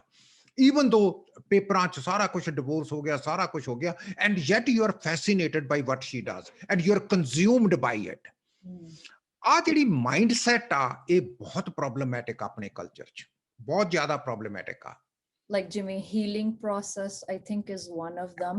ਆਪਣੇ ਮੈਂ ਦੇਖਿਆ ਲੋਕਾਂ ਦੀਆਂ marriages break ਹੁੰਦੀਆਂ ਆ, ਆਪਣਾ argue ਕਰਕੇ eventually they get into another relationship, but ਆਪਣੇ ਆਪ ਤੇ focus ਨਹੀਂ ਕਰਦੇ. you know, sometimes ਆਪਾਂ we need to take a step back, ਆਪਣੇ ਆਪ ਨੂੰ heal ਕਰੀਏ, ਆਪਣੇ ਆਪ ਨੂੰ ਥੋੜਾ you know recharge ਕਰੀਏ ਤਾਂ ਕਿ ਸਾਡੀ life ਥੋੜੀ track ਤੇ ਆਵੇ, ਆਪਾਂ ਬੱਚਿਆਂ ਦੀ life ਨੂੰ ਸੁਧਾਰੀਏ, ਉਸ ਤੋਂ ਬਾਅਦ let's move on to something else. ਕਿਉਂਕਿ ਕਈ ਵਾਰੀ ਜਦੋਂ ਲੋਕ ਦੂਸਰੀਆਂ relationships ਤੀਸਰੀਆਂ ਦੇ ਵਿੱਚ ਜਾਂਦੇ ਆ, ਉਹ ਬੱਚਿਆ ਹੁੰਦਾ ਜਿਹੜਾ ਕਿਤੇ ਨਾ ਕਿਤੇ ਤੁਹਾਨੂੰ ਹੌਂਟ ਕਰਦਾ ਆ, ਐਂਡ ਇਹ ਚੀਜ਼ ਸਮਝਦੇ ਨਹੀਂ ਆ. Absolutely. And I think that is the critical factor that we have to kind of recognize. So ਇਹਦੇ 'ਚ ਮੈਂ ਤਾਂ ਇਹੀ recommend ਕਰੂੰਗਾ, ਕਿਉਂਕਿ ਆਪਣਾ ਟਾਈਮ ਵੀ ਹੁੰਦਾ ਜਾਂਦਾ, ਮੈਂ ਤਾਂ ਇਹੀ recommend ਕਰੂੰਗਾ ਕਿ there are counseling services available. It doesn't matter ਕਿਹੜਾ marriage counselor ਆ, marriage is marriage. Yeah, that was going to be my follow-up question. What resources are available and how does one save their marriage? ਜੇ ਕਈ couples ਹੈਗੇ ਆ ਜਿਹੜੇ situation 'ਚ ਹੈਗੇ, ਮੈਂ ਆਪਣੇ culture 'ਚ ਦੇਖਿਆ, you know, counseling 'ਚ believe ਨਹੀਂ ਕਰਦੇ ਕਿ ਇੱਕ neutral person ਆ ਕੇ ਤੁਹਾਡੀ help ਕਰ ਸਕਦਾ ਆ, but what can couples do to sort of either better their relationship, or if it's really time to walk away, what resources are available? What can couples do? I think this is a addition ਕਿ ਜਿਹੜੇ couples healthy relationships ਦੇ ਵਿੱਚ ਵੀ ਆ, ਜਾਂ couples who are stepping into marriage, you know, a few sessions of counseling are so important because ਉਹ ਚੀਜ਼ਾਂ ਤੁਹਾਨੂੰ ਉੱਥੇ discuss ਕਰਦੇ ਆ ਜਿਹੜੀਆਂ ਤੁਸੀਂ ਖੁਦ ਨਹੀਂ ਸੋਚਦੇ. Again, you know, things that you should do before you step into a marriage that you don't think are important. Yeah. ਸੋ ਇਹ ਮਤਲਬ ਕਿ ਮੈਰਿਜ ਕਾਉਂਸਲਿੰਗ ਮੇਰੇ ਨਾਲ ਵੀ ਕੰਟੈਕਟ ਕਰ ਸਕਦੇ ਆ ਜੇ ਉਹਨਾਂ ਨੂੰ ਕੁਝ ਨਹੀਂ ਮਿਲਦਾ, ਪਰ ਇਹ ਕੋਈ ਜ਼ਰੂਰੀ ਨਹੀਂਗਾ ਕਿ ਤੁਹਾਡੀ ਅਗਰ ਤੁਸੀਂ ਸਾਊਥ ਏਸ਼ੀਅਨ ਕਪਲ ਹੋ ਤਾਂ ਤੁਹਾਨੂੰ ਸਾਊਥ ਏਸ਼ੀਅਨ ਮੈਰਿਜ ਕਾਉਂਸਲਰ ਹੀ ਚਾਹੀਦਾ, ਇਹ ਕੋਈ ਜ਼ਰੂਰੀ ਨਹੀਂਗਾ. Marriage is marriage. ਤੁਸੀਂ ਸਰਟਨ ਫੰਡਾਮੈਂਟਲ ਬਲੌਕੇਜ ਕਿੱਥੇ ਹੋਇਆ ਤੁਹਾਡੀ ਮੈਰਿਜ 'ਚ, ਤੁਹਾਡਾ ਕਾਉਂਸਲਰ ਤਾਂ ਤੁਹਾਨੂੰ ਉਹ ਦੱਸੂਗਾ ਵੀ ਇੱਥੇ ਤੇਰਾ ਬਲੌਕੇਜ ਆ, ਇਹਨੂੰ ਰਿਮੂਵ ਕਰ. ਰਾਈਟ? ਉਹਨਾਂ ਨੇ ਕੋਈ ਸਾਈਡ ਤਾਂ ਲੈਣੀ ਨਹੀਂ, ਉਹਨਾਂ ਨੇ ਕੁੜੀ ਦੀ ਸਾਈਡ ਨਹੀਂ ਲੈਣੀ, ਉਹਨਾਂ ਨੇ ਮੁੰਡੇ ਦੀ ਸਾਈਡ ਨਹੀਂ ਲੈਣੀ, ਉਹਨਾਂ ਨੇ ਤਾਂ ਇਹ ਦੇਖਣਾ ਕਿ ਇਹਨਾਂ ਦੀ ਮੈਰਿਜ 'ਚ ਡਿਸਫੰਕਸ਼ਨ ਕਿਉਂ ਆ, ਇਹ ਲੜਾਈ ਕਿਉਂ ਕਰਦੇ? ਕੀ ਕਮਿਊਨੀਕੇਸ਼ਨ ਦੀ ਪ੍ਰੋਬਲਮ ਆ, ਐਕਸਪੈਕਟੇਸ਼ਨ ਦੀ ਪ੍ਰੋਬਲਮ ਆ, ਪੋਜੈਸਿਵਨੈਸ ਦੀ ਪ੍ਰੋਬਲਮ ਆ, ਕਿ ਕੰਟਰੋਲ ਦੀ ਪ੍ਰੋਬਲਮ ਆ, ਕਿ ਪ੍ਰੋਬਲਮ ਸੋਲਵ ਹੀ ਨਹੀਂ ਕਰ ਸਕਦੇ? ਕੀ ਪ੍ਰੋਬਲਮ ਆ? ਸੋ ਜਿਹੜੀ ਇਸ਼ੂ ਹੋਊਗਾ ਉਸ ਨੂੰ ਉਹ ਪੁਆਇੰਟ ਆਊਟ ਕਰ ਦੇਣਗੇ। ਸੋ ਚਾਹੇ ਉਹ ਗੋਰਾ ਹੋਵੇ, ਤੇ ਚਾਹੇ ਉਹ ਮੈਂ ਹੋਵਾਂ, ਤੇ ਚਾਹੇ ਉਹ ਕੋਈ ਹੋਰ ਬੰਦਾ ਹੋਵੇ। ਸੋ ਮੈਰਿਜ ਕਾਉਂਸਲਿੰਗ, ਸੋ ਜਿਹੜੇ ਵੀ ਆਪਾਂ ਨੂੰ ਸੁਣ ਰਹੇ ਆ, ਮੇਰੀ ਤਾਂ ਇਹ ਰਿਕਮੈਂਡੇਸ਼ਨ ਆ ਕਿ ਅਗਰ ਤੁਹਾਨੂੰ ਕਪਲ ਦੇ ਰਿਲੇਸ਼ਨਸ਼ਿਪ ਦੇ ਵਿੱਚ ਕੋਈ ਡਿਫਿਕਲਟੀ ਆ ਰਹੀ ਆ, ਪਲੀਜ਼ ਤੁਸੀਂ ਆਪਣੇ ਸ਼ਹਿਰ ਦੇ ਵਿੱਚ ਗੂਗਲ ਕਰਕੇ ਕੋਈ ਮੈਰਿਜ ਥੈਰੇਪਿਸਟ ਲੱਭ ਲਓ। ਉਹਦੇ ਕੋਲੇ ਜਾ ਕੇ ਤੁਸੀਂ 4-5 ਸੈਸ਼ਨ ਲਗਾਓ। ਤੁਸੀਂ ਉਹਨੂੰ ਕਹੋ ਵੀ this is what my problem is, I'm still not understanding। ਤੁਸੀਂ ਥੋੜਾ ਜਿਹਾ believe ਕਰੋ, and then chances are you will be able to figure out why there is a conflict in your relationship। with all due respect, ਇੱਕ ਹੋਰ ਵੀ ਆਪਣੇ community 'ਚ ਸੋਚ ਆ ਕਿ ਜਦੋਂ ਕਾਉਂਸਲਰ ਦੇ ਕੋਲ ਚਲ ਗਏ, ਬਸ ਉਹਦਾ ਤਾਂ ਰਿਲੇਸ਼ਨਸ਼ਿਪ ਟੁੱਟ ਗਿਆ, ਇਟਸ ਗੋਨਾ ਗੋ ਟੁਵਰਡਸ ਡਿਵੋਰਸ। ਇਹ ਸੋਚਦੇ ਵੀ ਤੁਸੀਂ ਥੋੜਾ ਜਿਹਾ ਆਈ ਥਿੰਕ ਜੇ ਜਾਣ ਤੋਂ ਪਹਿਲਾਂ 1-2 ਵਰਡਸ ਦੇ ਵਿੱਚ ਫੋਕਸ ਕਰੋ ਕਿ why going to a counsellor is helpful and it's not harmful to your relationship. ਬਹੁਤ ਵਾਰੀ ਦੇਖਿਆ ਜਦੋਂ ਆਪਾਂ ਕਹਿ ਦਿੰਦੇ ਲਓ ਕਾਉਂਸਲਿੰਗ ਲਈ ਗਏ ਸੀ, ਮੁੜ ਕੇ ਤਾਂ ਡਿਵੋਰਸ ਹੋ ਗਿਆ। ਸੋ ਸੀ ਸਰਟਨ ਚੀਜ਼ਾਂ ਐਸੀਆਂ ਲਾਈਫ 'ਚ ਕਿ it is important to understand ਕਿ ਜਿਹੜਾ ਡਿਸੀਜਨ ਆ ਉਹ ਤੁਹਾਡਾ, ਉਹ ਕਾਉਂਸਲਰ ਦਾ ਨਹੀਂਗਾ। ਹੁਣ ਜੇ ਕੋਈ ਮੇਰੇ ਕੋਲੇ ਆਂਦਾ ਔਰ ਉਹ ਲੜੀ ਜਾਂਦੇ, ਮੇਰੇ ਨਾਲ ਕੋਈ ਸੈਸ਼ਨ ਹੁੰਦਾ, ਔਰ ਕਈ ਵਾਰੀ ਹੁੰਦਾ ਮਨਦੀਪ, ਹਸਬੈਂਡ ਵਾਈਫ ਬੈਠੇ ਆ ਜ਼ੂਮ ਤੇ ਮੇਰੇ ਨਾਲ, ਸੈਪਰੇਟ ਕਮਰੇ 'ਚ ਜਾਂ ਸੈਪਰੇਟ ਜਗ੍ਹਾ ਤੇ, ਔਰ ਮੇਰੇ ਨਾਲ ਗੱਲ ਕਰ ਰਹੇ ਆ, ਔਰ ਮੈਨੂੰ ਗੱਲ ਹੀ ਨਹੀਂ ਕਰਨ ਦੇ ਰਹੇ, ਲੜੀ ਜਾ ਰਹੇ ਆ। ਤੇ ਫਿਰ ਮੈਂ ਉਹਨਾਂ ਨੂੰ ਕਹਿੰਦਾ ਵੀ ਤੁਸੀਂ ਇਸੇ ਤਰ੍ਹਾਂ ਹੀ ਤੁਸੀਂ ਡੀਲ ਕਰਦੇ ਹੋ? ਤੁਸੀਂ ਮਤਲਬ ਕਿ ਇਨ ਲਾਈਫ ਤੁਸੀਂ ਹਰ ਇੱਕ ਪ੍ਰੋਬਲਮ ਤੇ ਕਹਿੰਦੇ ਹਾਂ। ਮੈਂ ਕਿਹਾ ਫਿਰ ਤੁਸੀਂ ਮਤਲਬ ਕਿ ਵਾਈ ਆਰ ਯੂ ਟੂਗੈਦਰ? ਅਸੀਂ ਬੱਚਿਆਂ ਦੀ ਖਾਤਰ ਆ। ਮੈਂ ਕਿਹਾ ਜੇ ਤੁਸੀਂ ਬੱਚਿਆਂ ਦੀ ਖਾਤਰ ਆ ਤਾਂ ਫਿਰ ਤੁਸੀਂ ਮਤਲਬ ਕਿ Y are you just fighting? ਫਿਰ ਤਾਂ ਤੁਸੀਂ ਫਾਈਟ ਕਰਨ ਦੀ ਲੋੜ ਹੀ ਨਹੀਂ, ਫਿਰ ਤੁਹਾਡਾ ਇਸ਼ੂ ਹੀ ਕੋਈ ਨਹੀਂਗਾ, ਫਿਰ ਤਾਂ ਤੁਸੀਂ ਸੈਪਰੇਟ ਹੋ ਜਾਓ। Like Y are you together? ਹੁਣ ਕੀ ਮੈਂ ਉਹਨਾਂ ਨੂੰ ਸੈਪਰੇਟ ਕੀਤਾ ਕਿ ਉਹਨਾਂ ਦੀਆਂ ਪ੍ਰੋਬਲਮਸ ਹੀ ਇੰਨੀਆਂ ਜ਼ਬਰਦਸਤ ਆ ਕਿ there is no other recourse there? I think ਆਪਣੀ ਜਿਹੜੀ ਕਮਿਊਨਿਟੀ ਆ ਨਾ, ਉਹ ਬਹੁਤ ਵਧੀਆ ਤਰੀਕੇ ਨਾਲ ਬਲੇਮ ਲਗਾਉਣਾ ਸਿੱਖ ਗਈ, ਕਿਉਂਕਿ ਉਹ ਕਿਸੇ ਤੇ ਤਾਂ ਬਲੇਮ ਲਗਾਉਣਾ ਨਾ ਉਹਨਾਂ ਨੇ। ਕੋਈ ਤਾਂ ਜ਼ਿੰਦਗੀ 'ਚ ਹੋਵੇ ਨਾ ਜਿਹਦੇ ਤੇ ਬਲੇਮ ਲੱਗਿਆ ਜਾਵੇ ਵੀ ਸਾਡਾ ਵਿਆਹ ਕਿਉਂ ਟੁੱਟਿਆ। ਮੈਂ ਤਾਂ ਇੱਕ ਪਰਫੈਕਟ ਇਨਸਾਨ ਆ, ਇਹ ਤਾਂ ਕਾਉਂਸਲਰ ਨੇ ਮੇਰਾ ਕੰਮ ਖਰਾਬ ਕਰਤਾ। ਵੀ ਤੁਸੀਂ ਗਏ ਕਿਉਂ ਕਾਉਂਸਲਰ ਕੋਲੇ ਜੇ ਇੰਨਾ ਹੀ ਵਧੀਆ ਸੀਗੇ ਤੁਹਾਡਾ ਵਿਆਹ? ਤਾਂ why did you go to a counsellor? I think those are some issues that we need to। ਔਰ ਬਹੁਤ ਸਾਰੇ ਆਦਮੀ ਆ ਜਿਹੜੇ ਕਿ ਉਹ ਸੋਚਦੇ ਆ ਕਿ ਮੇਰੀ ਈਗੋ ਹਰਟ ਹੋਊਗੀ ਜੇ ਮੈਂ ਕਾਉਂਸਲਰ ਕੋਲੇ ਚਲੇ ਗਿਆ। ਕਿਉਂਕਿ ਇਹ ਕਿਵੇਂ ਹੋ ਸਕਦਾ? ਜੇ ਮੈਂ ਇੰਨੀ ਵੱਡੀ ਫੈਕਟਰੀ ਚਲਾ ਸਕਦਾ, ਇੰਨਾ ਮੇਰਾ ਬਿਜ਼ਨਸ ਆ, ਇੰਨਾ ਮੇਰਾ ਕਮਿਊਨਿਟੀ ਦੇ ਵਿੱਚ ਨਾ, ਤੇ ਮੇਰੇ ਤੋਂ ਇੱਕ ਘਰ ਨਹੀਂ ਚੱਲਦਾ, ਇਹ ਕਿਸ ਤਰ੍ਹਾਂ ਹੋ ਸਕਦਾ? So they are constantly equating themselves by running a business with running a family। ਤੇ ਮੈਂ ਤੁਹਾਨੂੰ ਦਾਅਵੇ ਨਾਲ ਕਹਿਣਾ ਕਿ ਇੱਕ CEO ਜਿਹੜਾ 5000 ਬੰਦਿਆਂ ਦੀ ਫੈਕਟਰੀ ਚਲਾ ਸਕਦਾ, ਉਹ ਆਪਣੀ ਵਾਈਫ ਤੇ ਬੱਚਿਆਂ ਦੇ ਨਾਲ ਉਹਦਾ ਰਿਲੇਸ਼ਨਸ਼ਿਪ ਹੀ ਨਹੀਂ ਬਣ ਰਿਹਾ, ਕਿਉਂਕਿ ਉਹਦੇ ਕੋਲੇ ਉਹ ਸਕਿੱਲਸ ਨਹੀਂ ਗਈਆਂ ਜਿਹੜੀਆਂ ਉਹਨੇ MBA ਕਰਕੇ ਫੈਕਟਰੀ ਚਲਾਉਣ ਨੂੰ ਲਿੱਤੀਆਂ। ਉਹਨੇ MBA ਕਰ, ਮੈਰਿਜ ਦੀ ਤਾਂ MBA ਹੈ ਨਹੀਂ ਗੀ। ਜਾਂ ਤਾਂ ਹੋਵੇ ਮੈਂ ਸਕੂਲ ਜਾਵਾਂ ਤੇ ਮੈਨੂੰ ਮੈਰਿਜ ਦੀ MBA ਮਿਲ ਜਾਵੇ ਤੇ ਮੈਨੂੰ ਹੁਣ ਪਤਾ ਵੀ ਕਿਹੜੀਆਂ ਟੈਕਨੀਕਸ ਵਰਤਣੀਆਂ, ਉਹ ਤਾਂ ਮਿਲੀਆਂ ਨਹੀਂ। So as a result, you can be a very successful entrepreneur, you can be a very successful whatever, and yet you can have divorce। ਮੇਰਾ ਇੱਕ ਦੋਸਤ ਆ, ਉਹ ਕ੍ਰਿਸਚੀਅਨ ਪ੍ਰੀਸਟ ਆ, ਕ੍ਰਿਸਚੀਅਨਿਟੀ ਦੇ ਵਿੱਚ ਉਹ ਪ੍ਰੀਸਟ ਆ। ਉਹਦਾ ਵੀ ਡਿਵੋਰਸ ਹੋਇਆ ਸੀ, ਕਹਿੰਦਾ ਮੇਰਾ ਡਿਵੋਰਸ ਹੋਇਆ, and he is a certified marriage counselor। ਕਿਉਂਕਿ ਨਹੀਂ ਕੰਪੈਟੇਬਲ। ਦੇਰ ਕਮਸ ਐਨ ਏਜ ਆਫਟਰ 20 years, ਉਹ ਕਹਿੰਦਾ ਸਾਡੇ ਤਾਂ ਖਿਆਲਾਤ ਹੀ ਬਹੁਤ ਬਦਲ ਗਏ। She was on a total different values, I was on a total different value। Then we amicably decided that we can have a divorce, and that's fine। I still talk to her, she is one of my best friends, and I remarried। Now ਆ ਜਿਹੜਾ concept ਹੈ ਕੀ ਆਪਣੇ ਹੋ ਸਕਦਾ? ਨਾ, ਇਹ ਆਪਣੇ ਨਹੀਂ ਹੋਣਾ, ਇਹ ਆਪਣੇ, ਇਹ ਕਨਸੈਪਟ ਹੀ ਨਹੀਂ ਆਪਣੇ ਹੋਣਾ। All right, Uncle, thank you so much. ਅਸੀਂ ਕੋਸ਼ਿਸ਼ ਕੀਤੀ ਸੀ ਵੀਡੀਓ ਨੂੰ 45 ਮਿੰਟਸ ਦੇ ਥੱਲੇ ਰੱਖੀਏ, ਬਟ ਥੋੜਾ ਜਿਹਾ ਜੇ ਜ਼ਿਆਦਾ ਵੀ ਹੋ ਗਿਆ। ਆਈ ਥਿੰਕ ਇਹ 'ਚ ਇੰਨੀਆਂ ਵੈਲਿਊਏਬਲ ਚੀਜ਼ਾਂ ਆ ਜਿਹੜੀਆਂ ਬਹੁਤ ਕਪਲਸ ਨੂੰ, ਬਹੁਤ ਫੈਮਲੀਜ਼ ਨੂੰ, ਬਹੁਤ ਇੰਡੀਵਿਜੂਅਲਸ ਨੂੰ ਹੈਲਪ ਕਰੋਗੀਆਂ। ਮੈਂ ਕੋਸ਼ਿਸ਼ ਕਰੂੰਗੀ ਕਿ ਅਸੀਂ ਇਸ ਵੀਡੀਓ ਦਾ ਇੱਕ ਸੈਕਿੰਡ ਪਾਰਟ ਕਰੀਏ, ਕਿਉਂਕਿ ਮੇਰੇ ਹੋਰ ਬਹੁਤ ਕੁਐਸਚਨਸ ਨੇ ਜਿਹੜੇ ਆਈ ਥਿੰਕ ਬਹੁਤ ਹੋਰ ਫੈਮਲੀਜ਼ ਦੇ ਵੀ ਹੋ ਸਕਦੇ ਆ, ਜਿਹੜੇ ਉਹਨਾਂ ਨੂੰ ਹੈਲਪ ਕਰੋਗੇ। ਬਟ ਅਗੇਨ, ਜੇ ਤੁਹਾਨੂੰ ਕੋਈ ਕੁਐਸਚਨ ਆ, ਕੋਈ ਪ੍ਰੋਬਲਮ ਆ, ਜਾਂ ਤੁਸੀਂ ਇਹੋ ਜਿਹੀ ਸਿਚੁਏਸ਼ਨ 'ਚ ਜਿੱਥੇ ਤੁਹਾਡੀ ਰਿਲੇਸ਼ਨਸ਼ਿਪ ਵਰਕ ਨਹੀਂ ਕਰ ਰਹੀ, ਜਾਂ ਤੁਸੀਂ ਇੱਕ ਮੈਰਿਜ ਦੇ ਵਿੱਚ ਪੈਰ ਰੱਖਣ ਵਾਲੇ ਆ, I would also just suggest ਕਿ ਤੁਸੀਂ ਥੋੜੀ ਜਿਹੀ ਕਾਉਂਸਲਿੰਗ ਕਰੋ, reach out to Punjabi Health Community Services. I think reaching out to people like Punjabi Health Communities is really important because ਉਹ ਆਪਣਾ culture, ਆਪਣਾ background, ਆਪਣਾ ਪਿਛੋਕੜ ਸਮਝਦੇ ਆ। ਫਿਰ ਕਿਤੇ ਨਾ ਕਿਤੇ expertise ਨੂੰ ਸਾਈਡ ਤੇ ਰੱਖ ਕੇ as human ਵੀ ਤੁਹਾਨੂੰ guidance ਦੇ ਸਕਦੇ ਆ। ਕਈ ਵਾਰੀ ਆਪਣੇ ਮੈਂ ਦੇਖਿਆ ਜਦੋਂ ਕਪਲਸ ਨੇ ਕਾਉਂਸਲਿੰਗ ਕਰਨੀ ਹੁੰਦੀ, ਉਹਨਾਂ ਨੂੰ ਹੁੰਦਾ ਉਹ ਬੰਦਾ ਇੰਡੀਅਨ ਨਹੀਂ ਹੈਗਾ ਤਾਂ ਸਾਡੀਆਂ ਪ੍ਰੋਬਲਮ ਸਮਝੂਗਾ ਨਹੀਂ। So I think it's really important. Uncle, thank you so much for your time. ਮੈਨੂੰ ਤੁਹਾਡੇ ਨਾਲ ਗੱਲਾਂ ਕਰਕੇ ਇੰਨਾ ਚੰਗਾ ਲੱਗਦਾ ਬਿਕਾਜ਼ ਬਹੁਤ ਕੁਝ ਸਿੱਖਣੇ ਨੂੰ ਮਿਲਦਾ ਆ। ਐਂਡ ਆਈ ਟਰੂਲੀ ਫੀਲ ਜਿਹੜਾ ਵੀ ਇਹ video ਦੇਖੂਗਾ, there's at least one thing that they'll be able to pick up and utilize in their life. Until next time, I hope you guys have a great rest of the day and stay happy and safe during this pandemic. Thank you. Thank you.